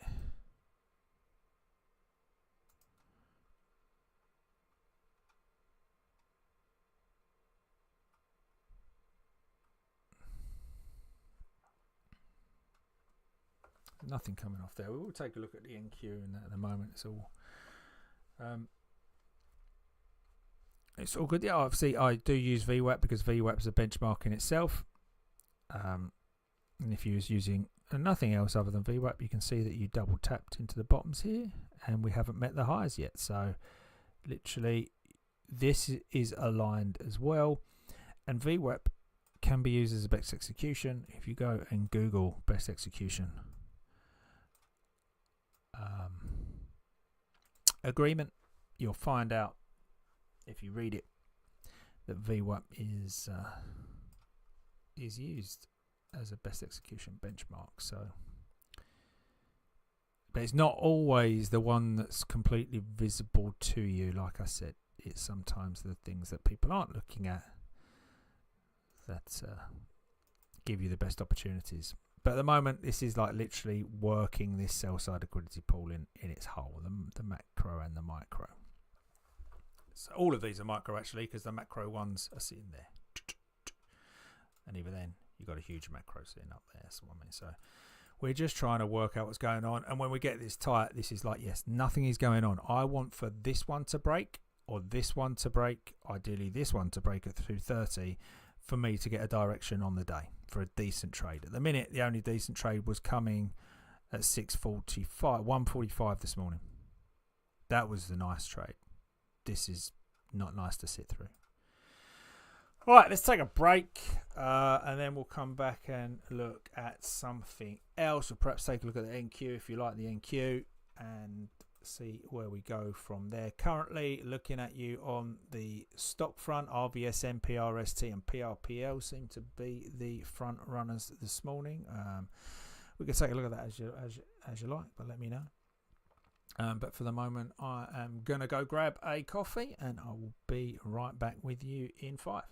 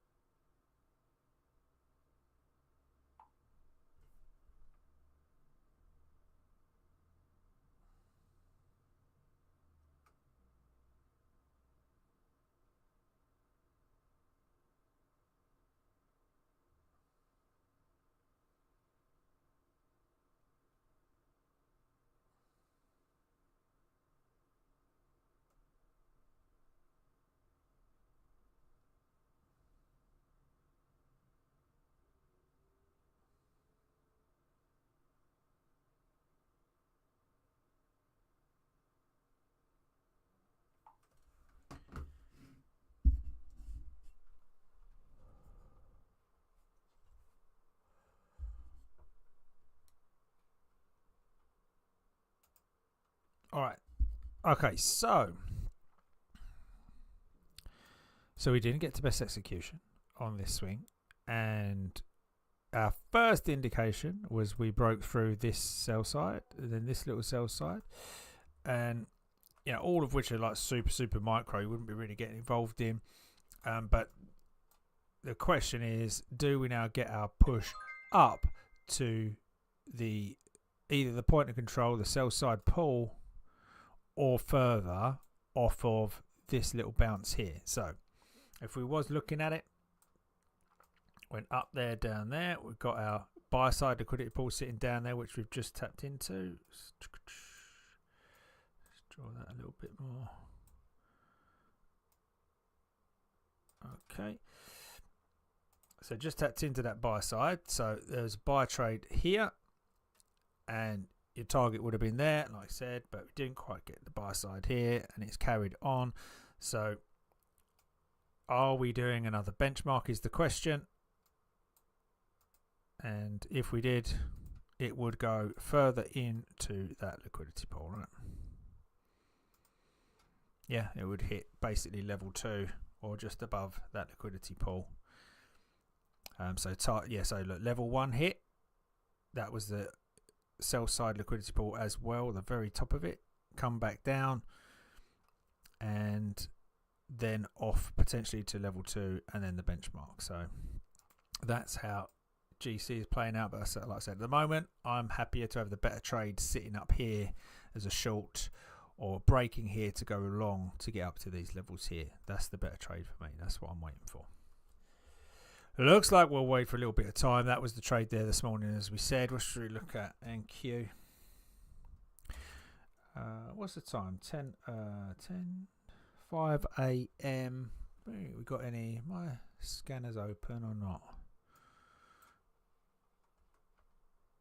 No, let's have a little look at these scanners.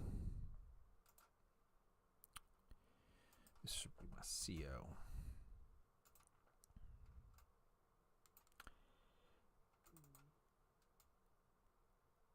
Just in case any of you small cap traders pop up. But for the moment, we're going to continue on with, actually I'm going to remove everything from crude and have a look at crude and what we're working from on crude.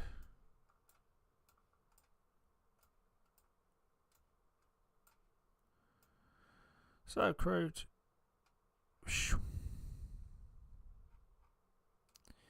ways are back on crude here. So crude's first swing on the Monday.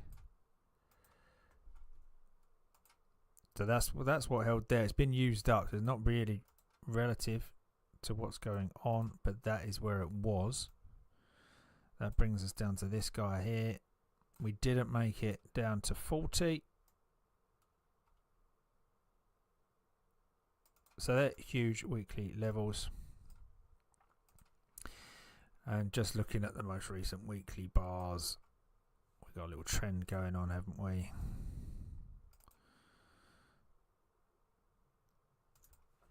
So that's it. And then if you obviously start coming down, boom, boom, boom, got it this side as well. So, you know, you're waiting for breakouts on the weekly. What I'm doing is checking for that first swing. Did we hold buy side? Yes, we did hold buy side. Bring the other swing across. Did we hold buy side? Yes, we held buy side. So buy side's holding, but we've got a pennant going on. So that's normally when there's your sell side again. So you got the most recent one sitting here. So we break above there. This one's pretty much done, right? So break above there on the sell side. This is our buy side. So buy side pull, sell side pull. That's your weekly, right? So if crude can't get back up to the 90s, a little bit further, 98, tap in and get red to green, that'd be a really nice trade, wouldn't it, on the weekly? So the question is, can this push break out of what we've got going on here, which is the most recent sell side, right? So that's it. That's all we got to know is can this sell side hold? If this sell side can't hold, then we're either double topping or we're going up for 96 or 98. That's on the weekly. Taking this one to this one. This one has been held in its entirety, so becomes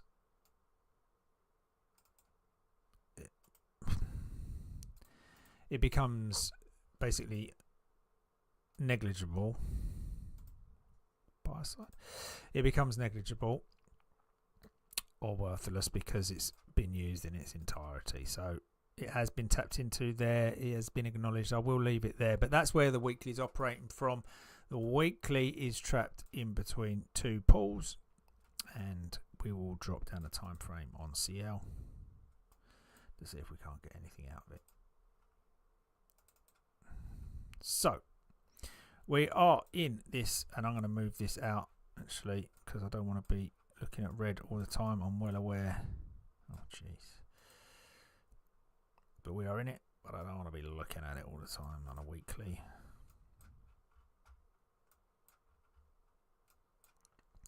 So I'm going to move that over, and 4 hour, so I've got a 2 hour. So the 2 hour is kind of up and potentially rolling over. If we want to look for a benchmark on the 2 hour, let's see where we're going.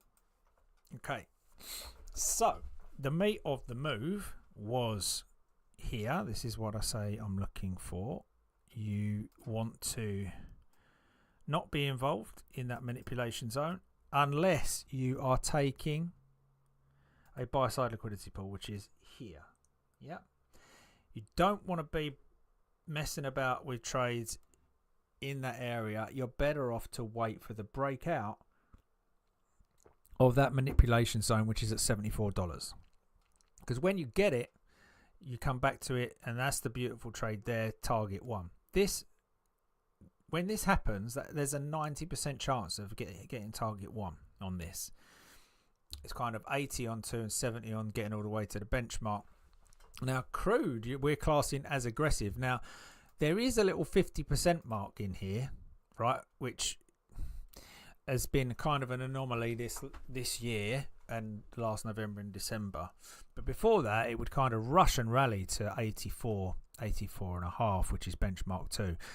But everything, stocks, futures, they've all been kind of accumulating at 50% of the range between benchmark 1 and benchmark 2. I don't know why, but there you go. The data is obviously quite fluid, and that is happening.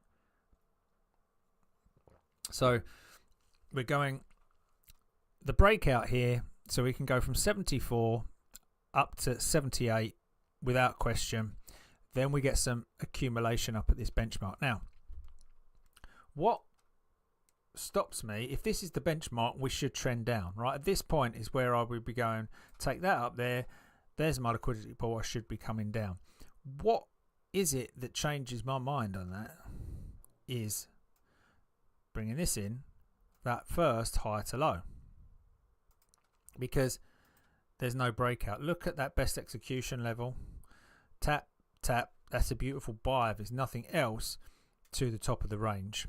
Obviously, we get the breakout here, and we will probably get up to 83, 84. But that is it. So you're going to be looking at, look, is that benchmark 2 up there? Oh, no, that's it. So benchmark 2 is up there at 83, 84, and so is benchmark 1 of this play here, this manipulation here. So whichever way we look at it, even if we come down to this low and to that high, it's all going to align with 83, 84. It doesn't matter which. That looks a bit messy looking at it, doesn't it? But I'm trying to get the point of two things over. So, but what keeps you out, that is an example of what keeps you out of getting short when you really don't need to. So when you're there and you're thinking, all right, I'm going to get that short, I'm going to wait to get that. If you went red green straight off, you're going to struggle a bit because best execution is sitting down there. The trade is the break of 77, the comeback, and then you get it. But we didn't. That plus we would be tracking every single one of these buy side liquidity pools as it goes up, because that is the comfort blanket, right? Again, when we don't tap into it off this level, it gets more aggressive. We just keep tracking there and there. There's an opportunity there. Again, we don't come in, so we just keep pulling it up, and we just wait until we do get the opportunity, right? And here it comes over a 2-day period of manipulation, that same area. Finally, there's the trade on a higher time frame, right? But if you know how to read these levels on a 2-hour, you're getting paid dollars as opposed to cents. That's the difference. You're taking it from $78 to 82. I'm talking about taking $4,000 out of the market instead of 400 over the course of what, 2 days? That's the benefit of the higher time frames. If you can, you get your, your levels. So now we're kind of in a sideways again, as is gold, as is cruise. Very difficult, almost summer kind of price action to trade. Worse than summer price action, I think. But that's where we're at the moment. So let's take everything off and look at what's been going on. Let's just look at the past 2 weeks. Past 2 weeks, going low to high, and we just follow these up like I said. No. So there is the next opportunity we got to trade here at about 80.5. 2 opportunities at 80.5. So this is the key level that's holding, because it didn't use all of it. We've got 2 levels below.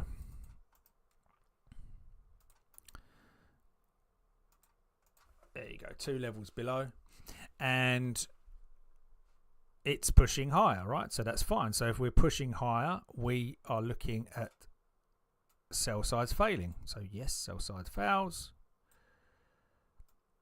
sell side works, then fails. Oops.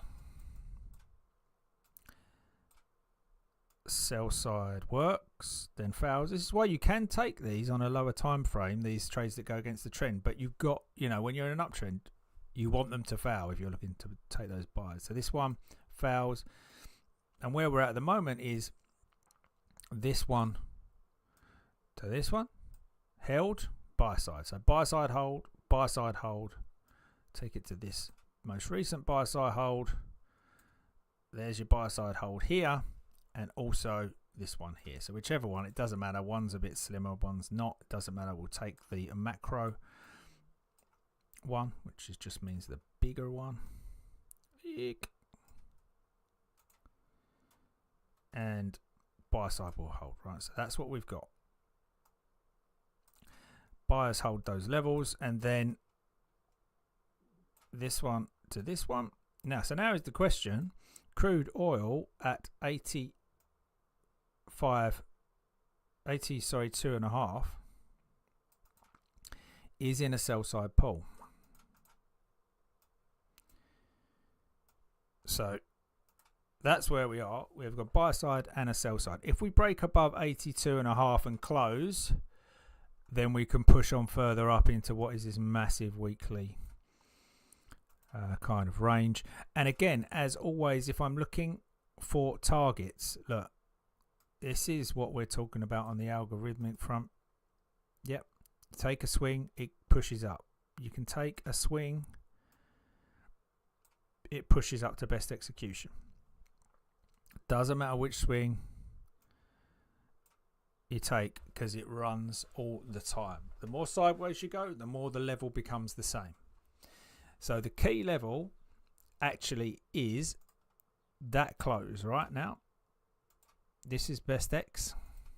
I'm going to move it up to that close because that's mine's a calculation. That's the outcome of it. So we're going to have best execution up there, right? The best execution down below would be here. So if we were to break it, but I don't think we can get there today, so I'm not going to mark it up. But that's your best execution. That's your sell side liquidity. This is what we're looking at on the higher time frame. On the higher time frame, the buy was on Friday, and if we look back on Friday, what would we have done? We would look for it to. We love it when it comes in aggressively to these buy side liquidity pools because we stop it in its tracks, and then we take the low coming out to the high. So low, high, pullback. That pullback needs to tap in to the buy side liquidity pool. There it is. That is how we get into the trade. That buy side liquidity pool taps in there, does it again, right? And then now you're just going, right, well, okay. If you miss that one, you want another chance to get in. Do not buy the highs. Wait for the next one to come in. You get another chance at it. There it is. If you didn't catch that one, wait. Do not go for it because you get another chance at it. These liquidity pools are dynamic all the time, constantly, every little swing. And this is beautiful. And from Friday's crude, it gave you so much opportunity to get into the position or add to your position. This one was the one that probably just missed. But by then you was looking at silly o'clock going into Sunday actually. So that's Friday's move there. Now, continuing on from that, if you did take the opening low of Sunday, which we're going to draw in a minute, and you continually take that up to the high or the highs, that's where this morning's one in. You can draw that in. It doesn't matter, it's over to the right, and it's just when I was developing it, I didn't want it to be in the way of the current candles. That's good coffee. So yes, we are using that now. So from Friday, our micro, smaller time frame analysis is bullish, but we just entered a bearish liquidity pool. Okay, so now is going to be decision time, as to say we have a buy side pool, we have a sell side pool, we're trapped just like gold is at the moment. Is there anything to do? What are we going to do? That sort of thing. What else can we do? We can take New York's range. Now, this in between I won't count. I'll just assume, the timing's a little bit off. I will take the swing in New York for number one and look for best execution. There's my best execution level that sits in the middle of the sell side pool.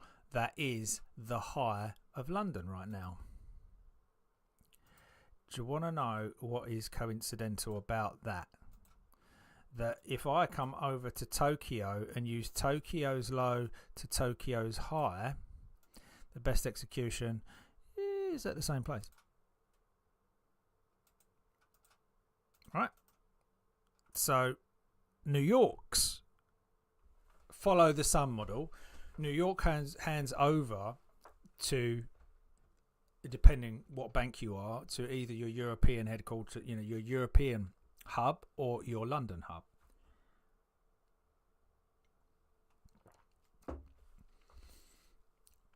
You could say it hands over to the Asian hub, but for not really for a whole lot of execution. So, so Tokyo's range give us our best execution for London. New York give us our best execution for London. Now, if I took the last swing in New York before the close, you may find it gives you best execution for Tokyo. And there or thereabouts, right? Like I said, they're dotted above and below. But nevertheless, New York was given us, and Tokyo was given us the best execution level up at 82.25 to 30, and that's why we rejected off. But we couldn't reject off any lower yet than the buy side liquidity pool. So that is where we are at with crude. What I want to happen now, I prefer a push down into 81.30 to get long. although we did use up a lot of this buy side. So I'd like to push down here to get long, or a break above here, or a push further up here to get short again. So a double top or a push further, we could try getting short if we see red to green. That's what I would expect right now from crude, unless it shows us anything else above this, and then we start to look for something else. If I was taking the lows of New York and benchmarking it, I'd be here. Yeah, my benchmark, that'd be my benchmark for crude. Yep, that's my benchmark. And are we utilizing target 1? Yes, we have. Target 2's up there a little bit higher at 82.50, and then benchmark at 83.20 to 83.80. So that's how I'd expect that to play out. So if crude is going to hold this, we can push and push and push, then stop, look for something to the downside up there at 83.5-ish. Now, going to do the same thing with New York on the volume side. So let's take last Sunday through to Friday's close, see what aligns. Okay, so right now we have a point of control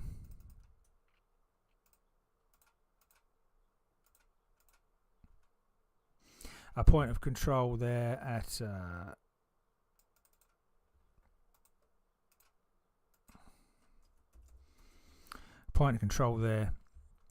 81.60. We have value lows 80.95-ish.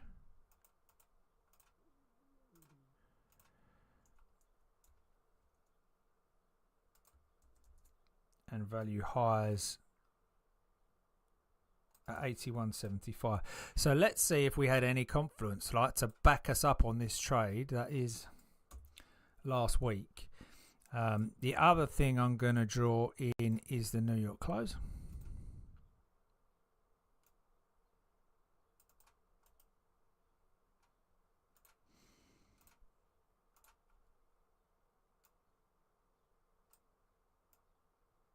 There's the New York close I'm putting in. And actually the New York close and the open I'm going to use as well. So that is it. So the New York close,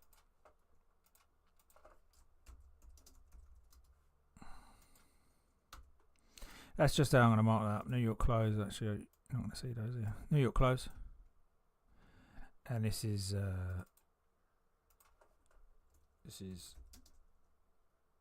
the current week's open, right?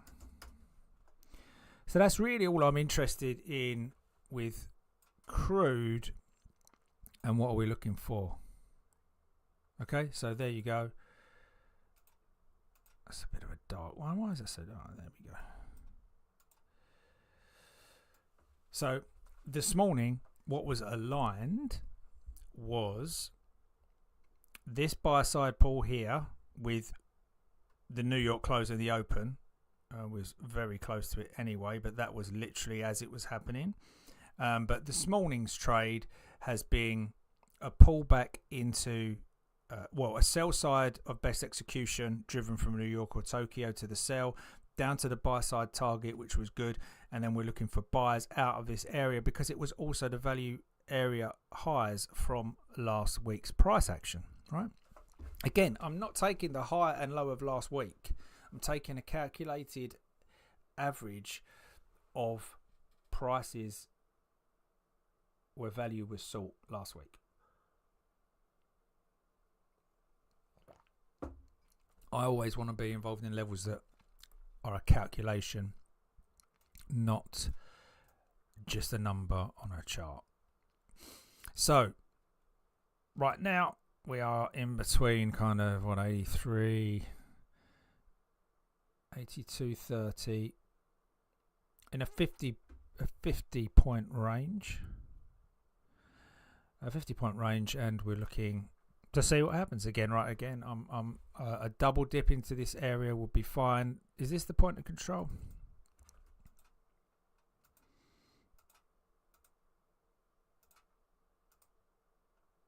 So that's the point of control, and that's the last week's area high. Yeah, so that's what I'm looking for there.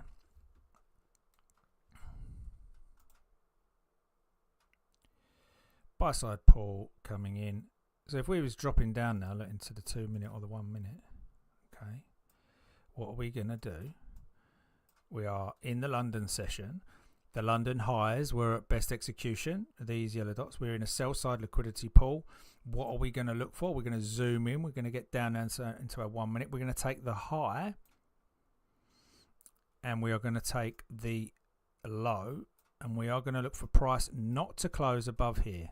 Those closes will bang in. If you go red to green to red, you can short at 822.22, and you get the break. What do you get the break of? The manipulation zone. Here you go. Then look at the momentum come in. That's your trade done. That's it, done, out, because your target was met. If we just bring these in, your target was already there.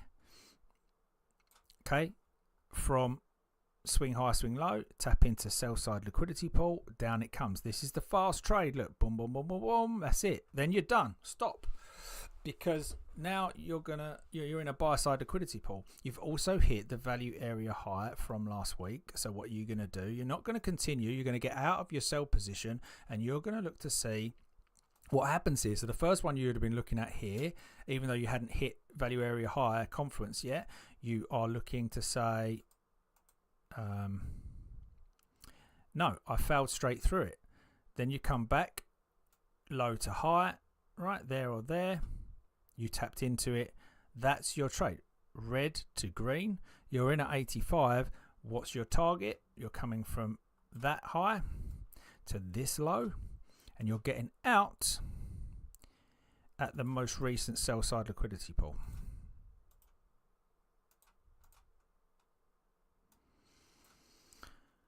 Now, if we were looking, so here we was talking about red to green. So the earliest we could have get in, and this is the thing, because it's all about timing. The earliest we could have got in here for us was this move held sell side, right? This was the key area at 9:26 UK time was the key time. And we went green red at 9:27 for an entry. Now if you look down here, that was here. So it was green, green, green. So if you're just waiting for this kind of stuff, which is a little bit late, this is good, but it's kind of after the event. So by after the event, it's almost like I'm waiting for the conservative entry of the break, right? So if you're looking for the break of the manipulation zone and you're targeting the benchmark or the buy side pool, then that comes aligned. So here you get it, right? So here on this bar is when you get that confirmation. So the close of that bar, everything now aligns. Everything I look at now aligns. We have a best execution level up here from Tokyo and from New York.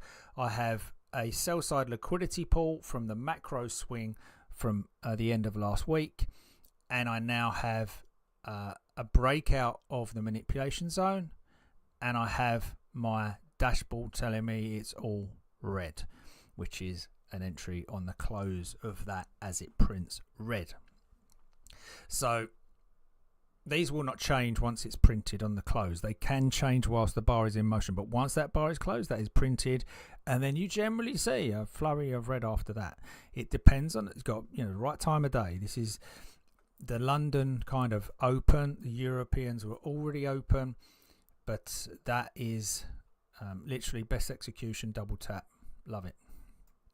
And then if you're getting brave, then you're scalping into, this one's not really a scalp, but this is it. You're getting into that trade On the buy, you go wick, red, green. You're in there at 85.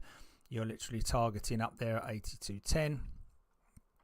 If you was looking at this on ticks, you'd be taking this low, this high, this pullback and looking for benchmark. All right. So that's it. Target 1, target 2, pulls back. So that's how crude has played out this morning. It's good, isn't it?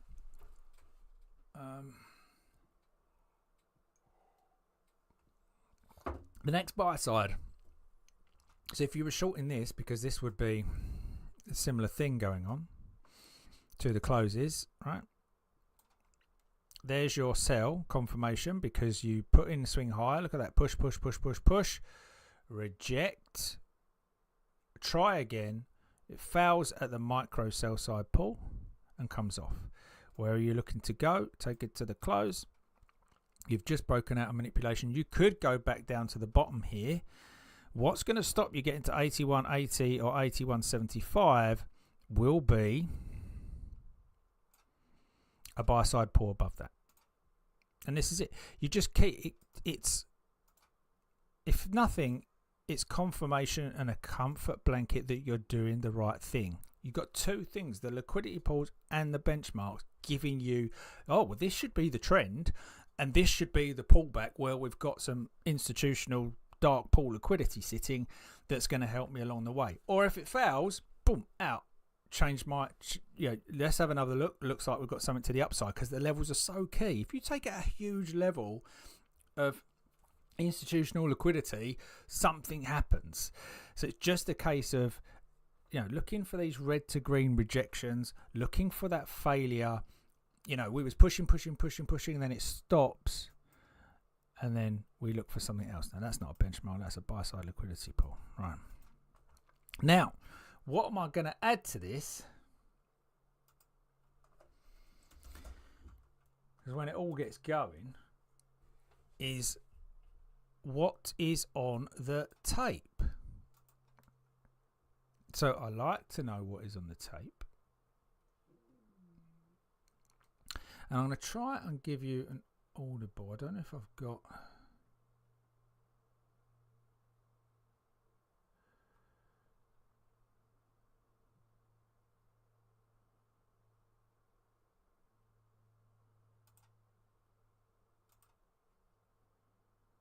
Let's try and add this for you.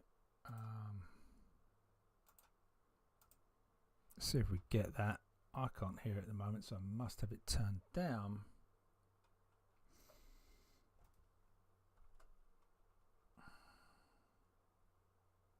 Where are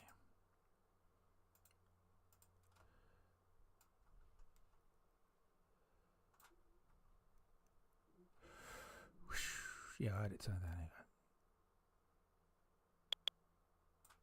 So let me know if you can hear that. But now you're going to get these kind of audios. The last one you heard, I think you heard, was sell orders.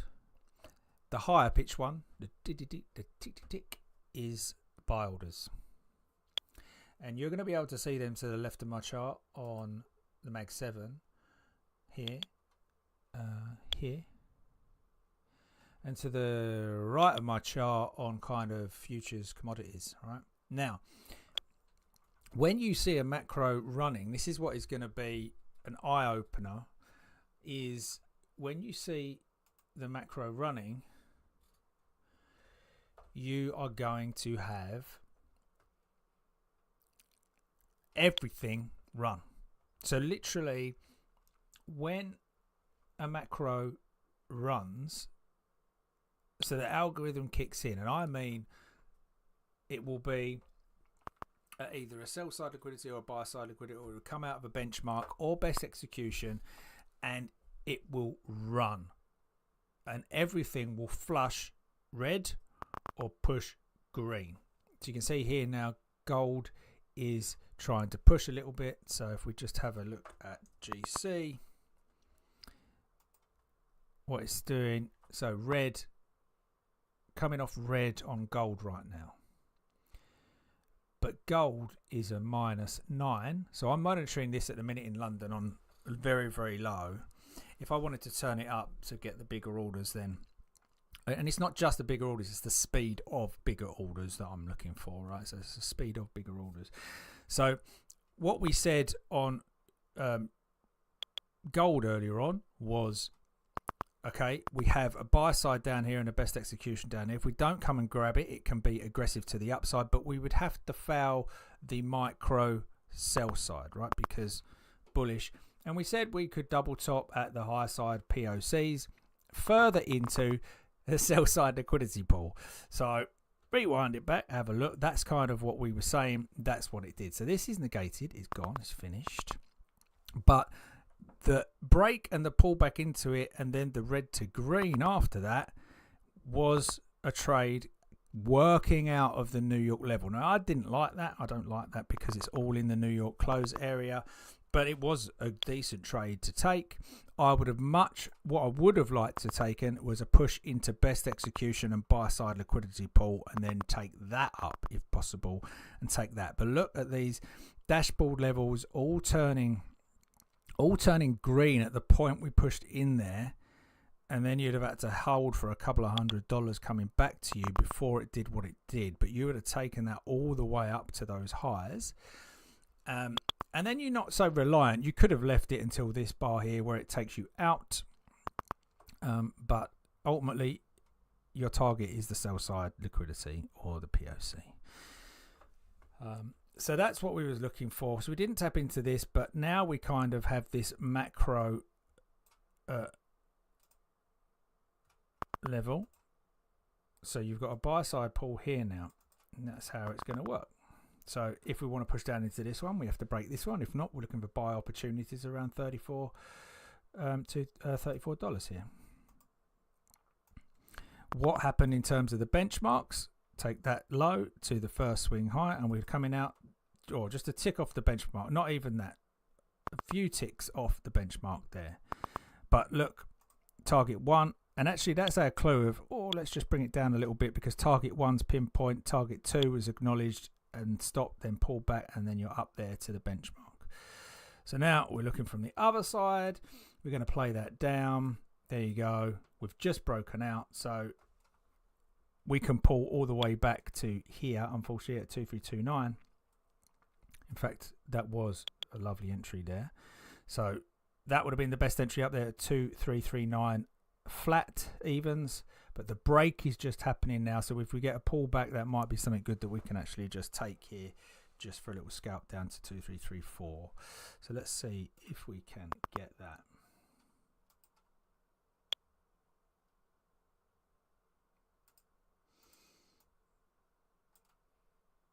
It needs to come back for me though. I can't just jump on this because it probably will come back. But so we can see now that, or what we should see now, is that DX is rising while CL is falling. That's what you should be seeing. But we've had an 8 versus a 2, so we're just keeping an eye on that. Sorry, GC, sorry. So we've got a -9 on GC and a +8. That opposite correlation continues, and that's good for a sell trade. Ultimately, what I would like this to do is for dollar to do nothing at the point that GX pushes green. But then I want to get in as it comes back to 337, or as it's coming back, is it going to be the same number? Yeah, 338. That's what I would really like right now. But I think we may have missed this one. But that's kind of it. So GC, yeah, there goes GC on the red side. We've got 9s again. That's going to follow through. So yeah, for this trade, I would have been looking for a nice play through these levels. Yeah, break. So target 1 hit, target 2, benchmark all the way at the low of this. So we'll see how that plays out on GC.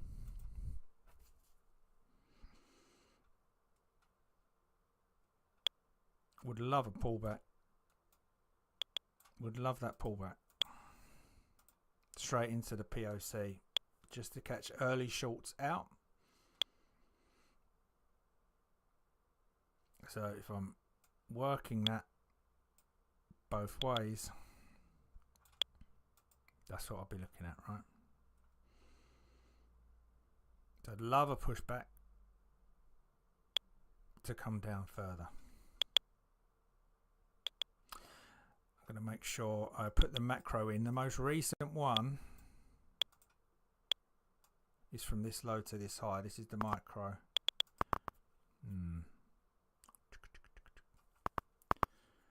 Let's see if we get some rejection up here.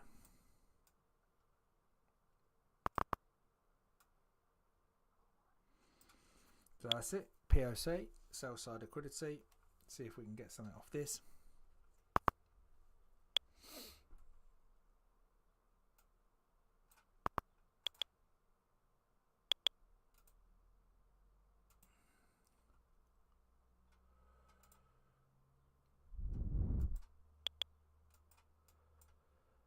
GC was going down at 9s and up at 4s.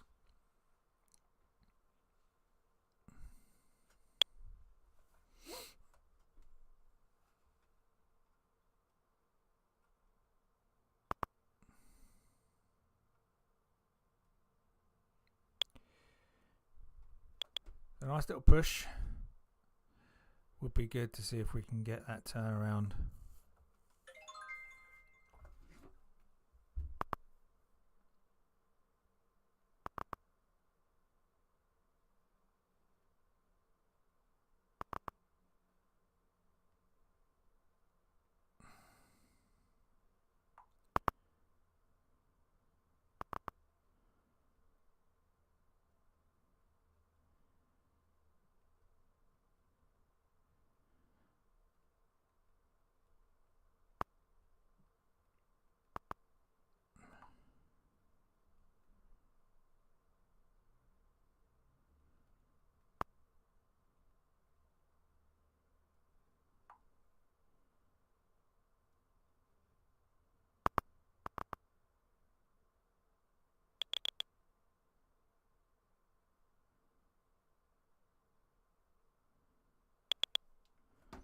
All right. So not quite the area. I'm waiting for that push. What else we got moving on the stock side here? Anything? Whoop, whoop, whoop. Not a great deal. Right. Where's my... Am I seeing any trade ideas? Okay, here we come. So again,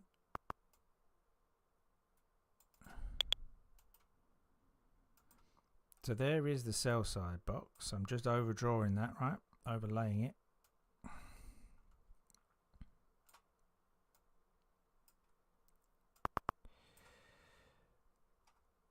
And looking for GC to be up there, like a 9 push would be nice.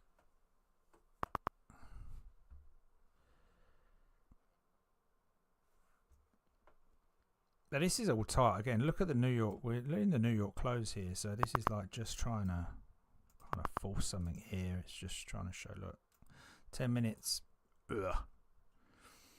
You can see how it's playing out here, all right? But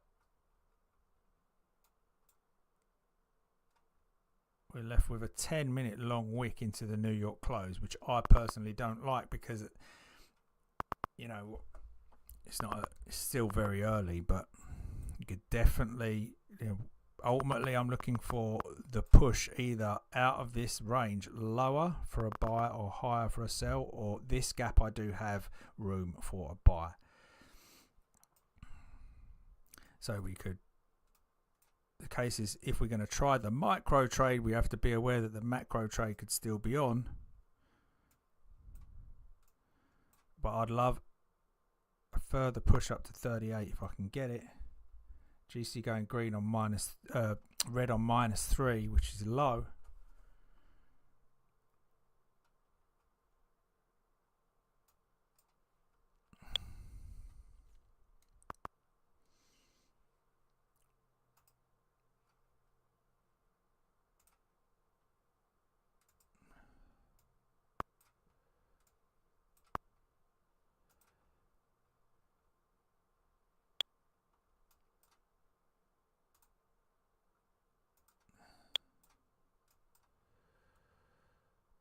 very sleepy right now. Again, time of day is not right. This is not the right time of day to be trading London, right? This is London's kind of snooze time, really. It's if I'm looking at 6:30 my time is generally a really nice trade in gold. There he is, right? So this is the one. That's the nice trade. This is a decent trade as well, but that's pretty much a nice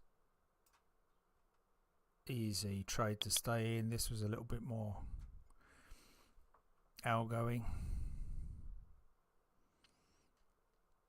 but yeah, if I can see now, this could give me a best execution a little bit higher up, couldn't it?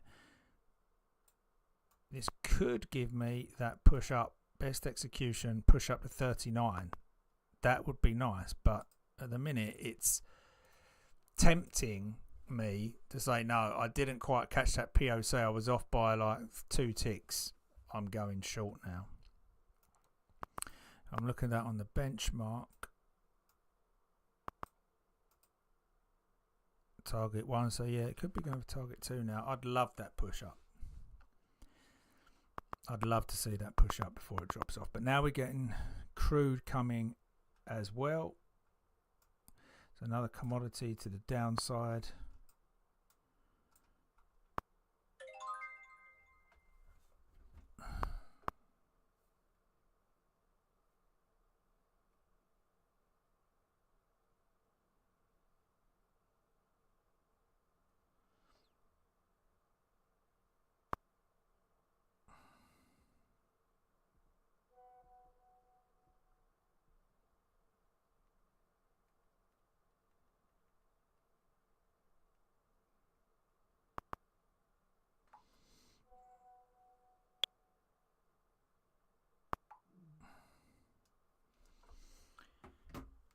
Alright, looks like it's coming down. So again, with each one of these,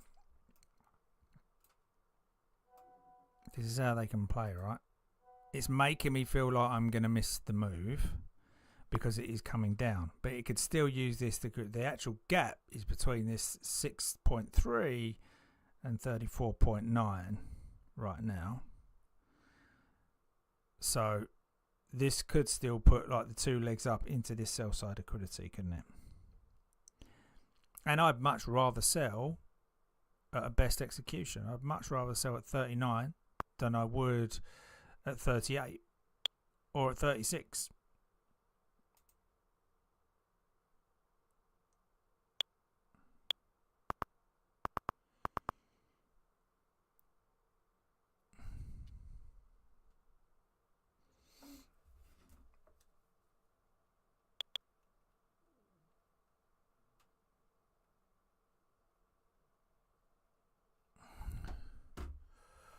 All right, let's have a look.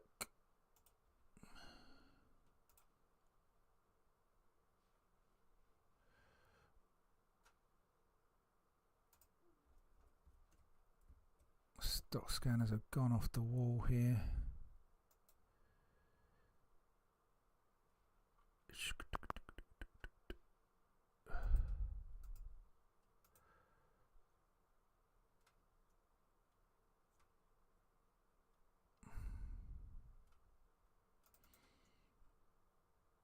Here they come. Whoa, very white.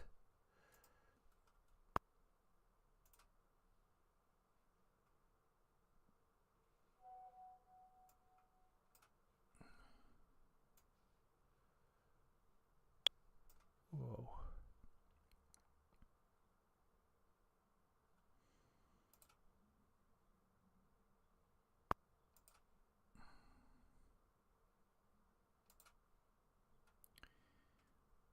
Hollow still on it. Honestly, that guy hasn't stopped this year, is it?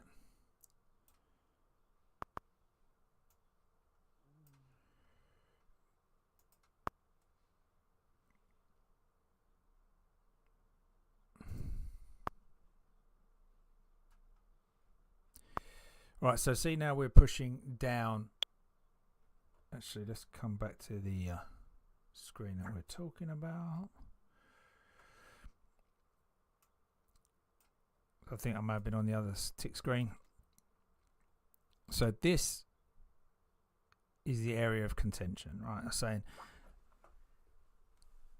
I'm not convinced by the move down at the minute unless it breaks under this buy side liquidity, right? I'd much rather get in up here at 38, 39 than I would down here at 36, given that the target's only 35. So, but it's going crazy quiet on gold. I don't think this is going to actually come back really. It might crawl its way down there, but for the risk reward on it, there'll be a much better trade to have in New York.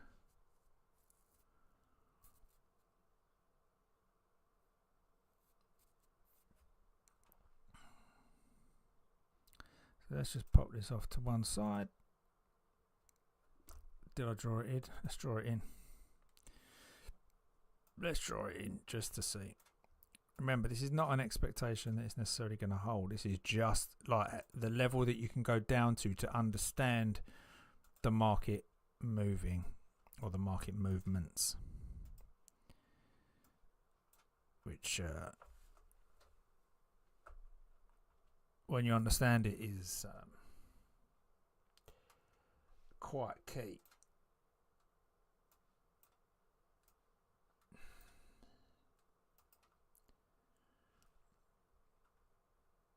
There we go. Right, so there's the push. See, we're coming up to a 6, which is, you know, still pretty low. It's not bad. I like 8s in London, and I like 12s in New York.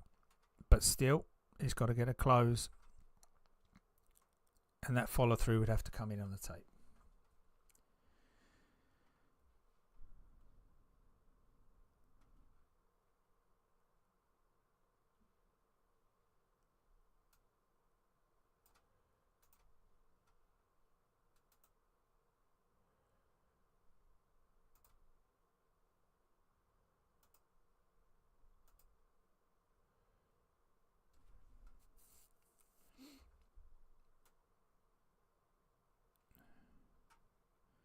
Right, so now we see gold flip on the tape to buy orders. So +3, so it's not heavy, but then it's not the right time of day to be heavy. So this is all saying kind of still red.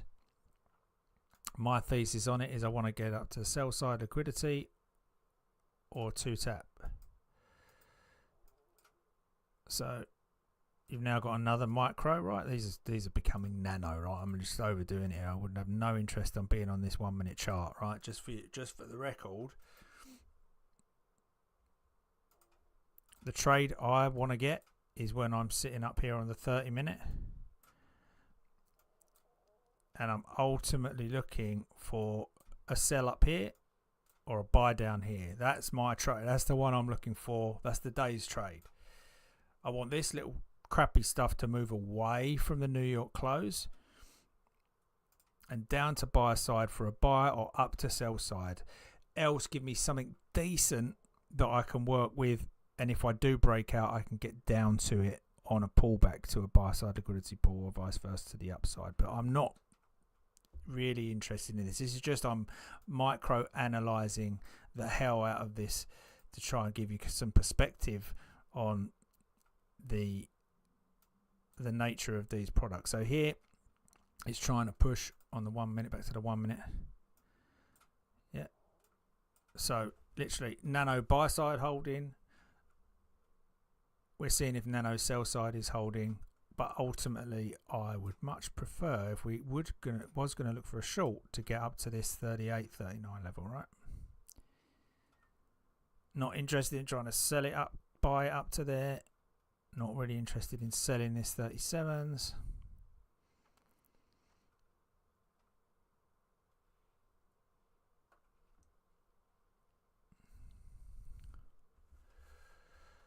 Right, while it does that, let's see what's going on in the small cap world. Is NVD really something? It was.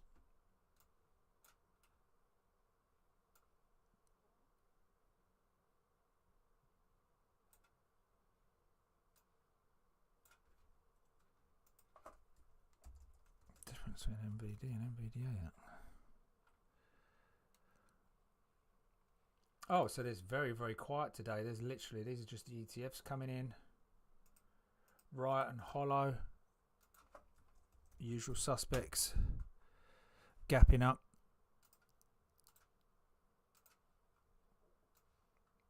Yeah, no interest.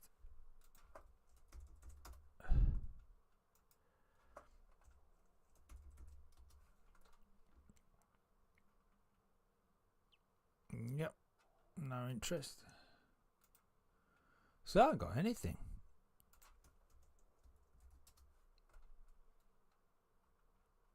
So RBSN doing its usual pre-market spike.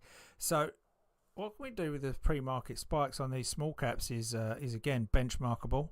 You take the low, you take that swing, and you bang it on. There's your benchmark. Hits 105, already down at 78. There's the pre-market trade for you. That's how it works. If you want to get in on this trade, you're taking it up to that high on the 24th of June, and you're buying into the buy-side liquidity pool to take it up there. That's all I've got on. Nothing. So let's get back to GC. So you can see the NQ's woken up a little bit here. A little bit for London. Okay. Whoa, okay. So GC's doing its thing, right? So this is what I was saying. I'd much rather it up here or here. But now if we close above sell side liquidity pool, then it comes back down to the fact that this is the stronger because we've been holding buy side, and sell side has been failing. So actually this little guy here could be the stronger play, because by looking at the 10-minute, we had that beautiful rejection bar into it on the 10-minute, then another one, and now we're pushing.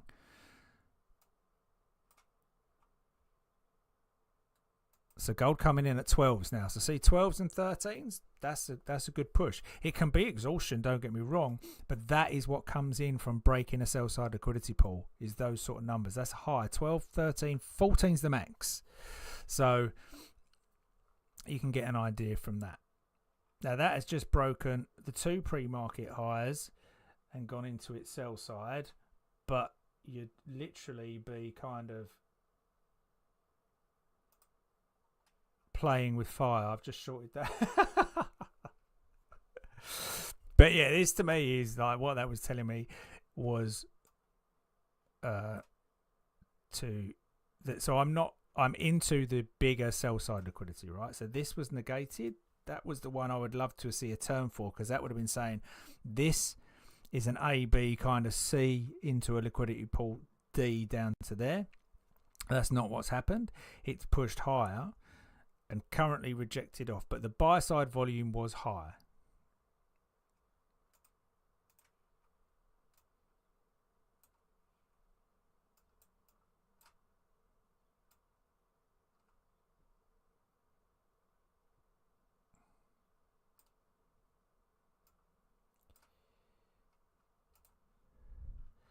So we'll see if we get anything on this. Not expecting anything great, like I said, because of the volume. Right, so that's done. Understood? That's done. This is done. So micro levels on the sell side are still failing. Buy side levels are still holding. Now, the question is, if I do look at the 10-minute, is what are we going to get? If we zoom in out on this, it's just a cluster of nothingness. It's just, why would you? So I want to be as down here. So this sell side could hold for the trade that's going to occur going into the New York pre-market. Or we're going to push up, and then I'd get stopped on this if that's the case, because that right now we're just holding buy side, and every sell side that we've looked at has failed so far. This is the most recent kind of swing going from Friday. I wouldn't say it's macro. These are the macro. These are still very micro, but it's not nano.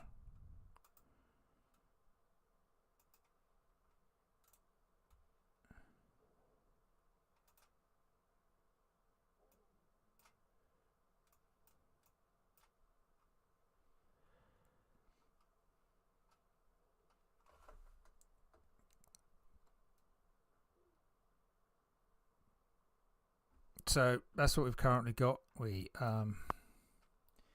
shorted that level there into 39, which was as we rejected off here. So we pushed into sell side. We went green to red, so we just caught a little short. But I'm not willing to risk a lot on this. What would that be actually? $100 at this point on one contract. Yeah. Which I kind of might bring down to break even because I'm not actually liking the gold volume, and I think there's like buy side holding, but we'll see. We'll give it a few minutes, and if not, we'll whack it down to break even, because even the most micro of buy sides holding, even if I zoomed into this to micromanage this, yeah, see, I'm still getting that gold tick. They're just ones, but I'm still getting that's been used. So this would be the magnet if they want it. This would be the magnet that they should come and get if they want it. Otherwise, they're going to push higher, or they're going to break, and there's the gap, right? That's the thing to trade. But it would be nice to get down here. If not, so see, we've just had a rejection bar on here. Look, switch back. So we've just had a rejection bar bullish right at our entry point, which I don't like. So I'm not going to give that up. I'm just going to take it. Let's see. I'll leave it at the high for the minute.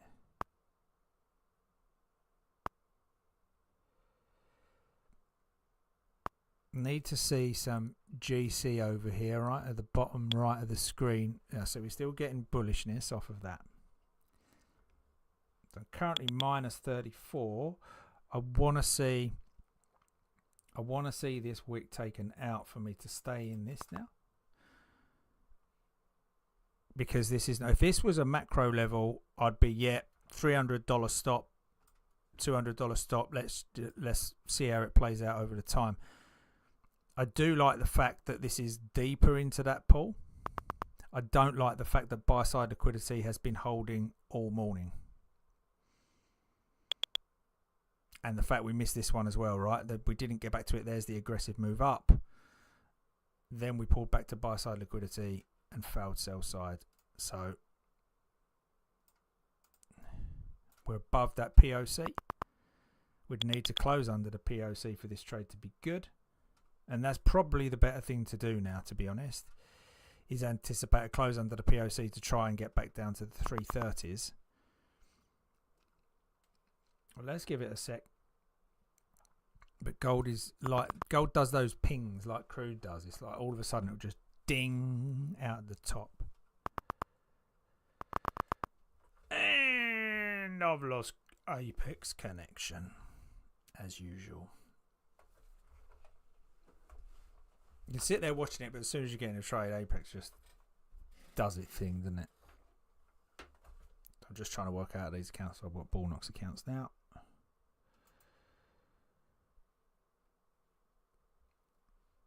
So let's see if we can work across this.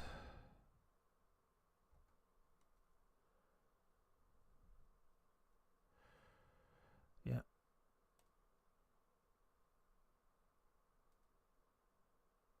Yeah, all other feeds still working. Bullnox feeds still working on Rhythmic.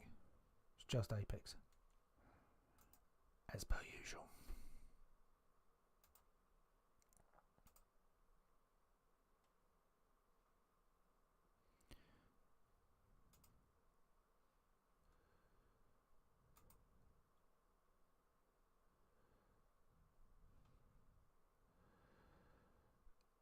Are we back?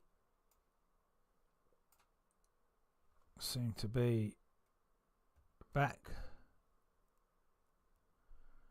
Feeds just coming in now, but still I'm seeing like just little bullish ticks. Don't like the time of day.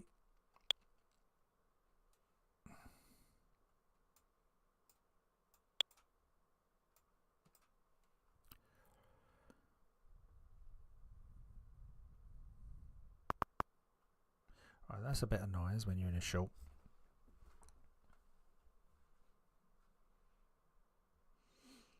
So now what we want to see is GC getting some -6s, -8s, and -12s. That would be nice, because currently we don't have the tape with us. There's a -3, look. Again, I'm looking down this right hand side down here. And we want to see that fail, because if I was drawing this out on a 1 minute chart, right, this is where I would be going, right, I'm in the sell side liquidity. Is my first sell side holding? And the answer is yes. So that is it. That's key for me, is that yes, this could double top, it could push higher, but I'm not really interested, because if we do break this one, 39, we could go all the way to 41, which is $200. I don't want to give that up and hope it comes back. This is my trade entry.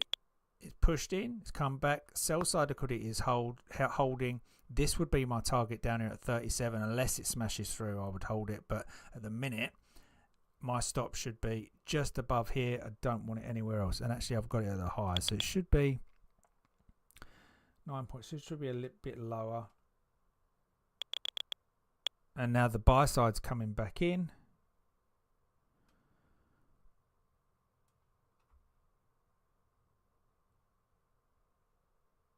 So 39.8. I'm at 30.9.9, which is the high side. Yeah, it's totally tight on this.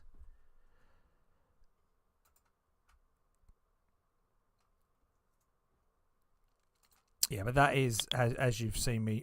As you've seen me doing it. Put that back where it was previously. Is like, it's just this time of day it will take an age to do anything. So, but in any case, I'm not that fussed about this account, and it's worth taking something. But in the meantime, let us bring NQ across.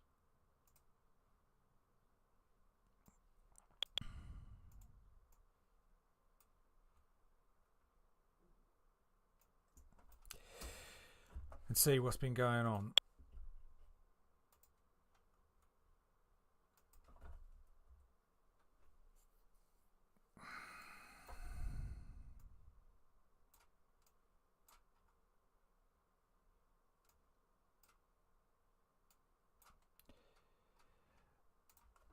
Alright, NQ over here now is, so this is what you saw, when was this? Friday. So Friday pushed into sell side liquidity. It had been sitting up there since Thursday the 20th of June, down to the lows of Monday the 24th. That sell side had been sitting there.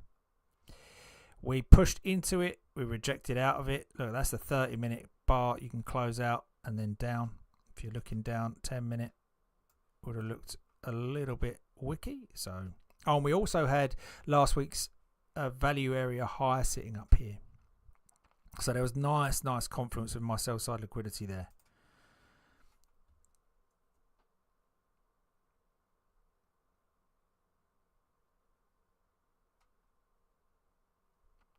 So yeah, I was just looking over there to gold. So yeah, sell side liquidity sitting there, looking all nice and good. The New York close was on Thursday, was here going into Friday, which we smashed through, pulled back, and then we went all the way down to the buy side liquidity of the first swing up. If we was looking at benchmarks on this swing, that's where we would be going to, and we got up there, right? So we just did smash through that benchmark. Here was the acknowledgement of it, and then we went to the sell side liquidity higher. So a bit of a fake out there. And that's the way we played it. So that was quite nice. We actually used it here for a nice trade at 4 and a nice trade at 1 on Friday. So yeah, that was playing out through Thursday and Friday, that trend. Then we got there at Friday afternoon, and then my Friday afternoon at least. And then we took a massive drop, right? So we'll see what we do there on NQ, but at the moment it's double bouncing into, let's see where the VWAP is. Yeah, it's just pushing the VWAP there. It's just opening them VWAPs up a little bit. So we'll see where we go.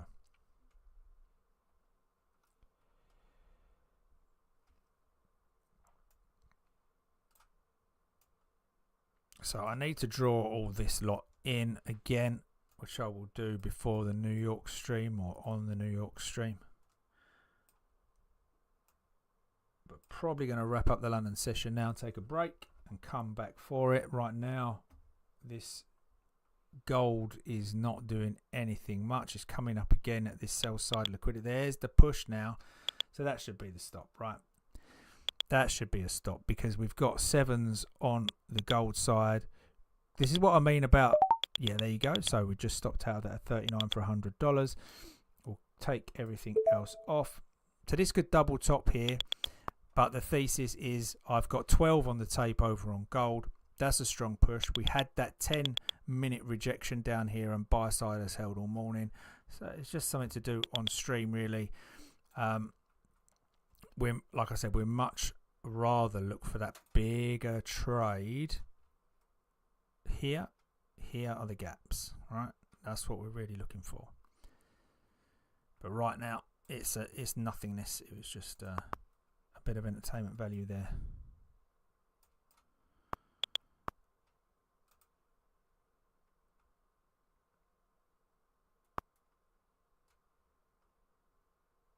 All right, so on that note, I think we've done a couple of hours here. We're going to wrap up the London stream and we'll get ready for New York. We'll be back in about an hour and a half.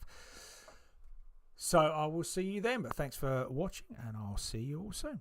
Come back, remember, head over to liquivision.trade, get more information, see what's in the shop, and you can book one-to-ones. You can get access to the early bird sessions where you get all these levels in. Like I say, you'll already have these levels in. All the key levels will be in straight away in that Discord. These micro ones obviously are negligible, right? What you're looking for is the big ones here that were swings of yesterday and today. Yesterday in the previous session to come in and play out today. Not this chop fest that we're seeing right now. All right, guys, I'll catch you in a bit for the New York session.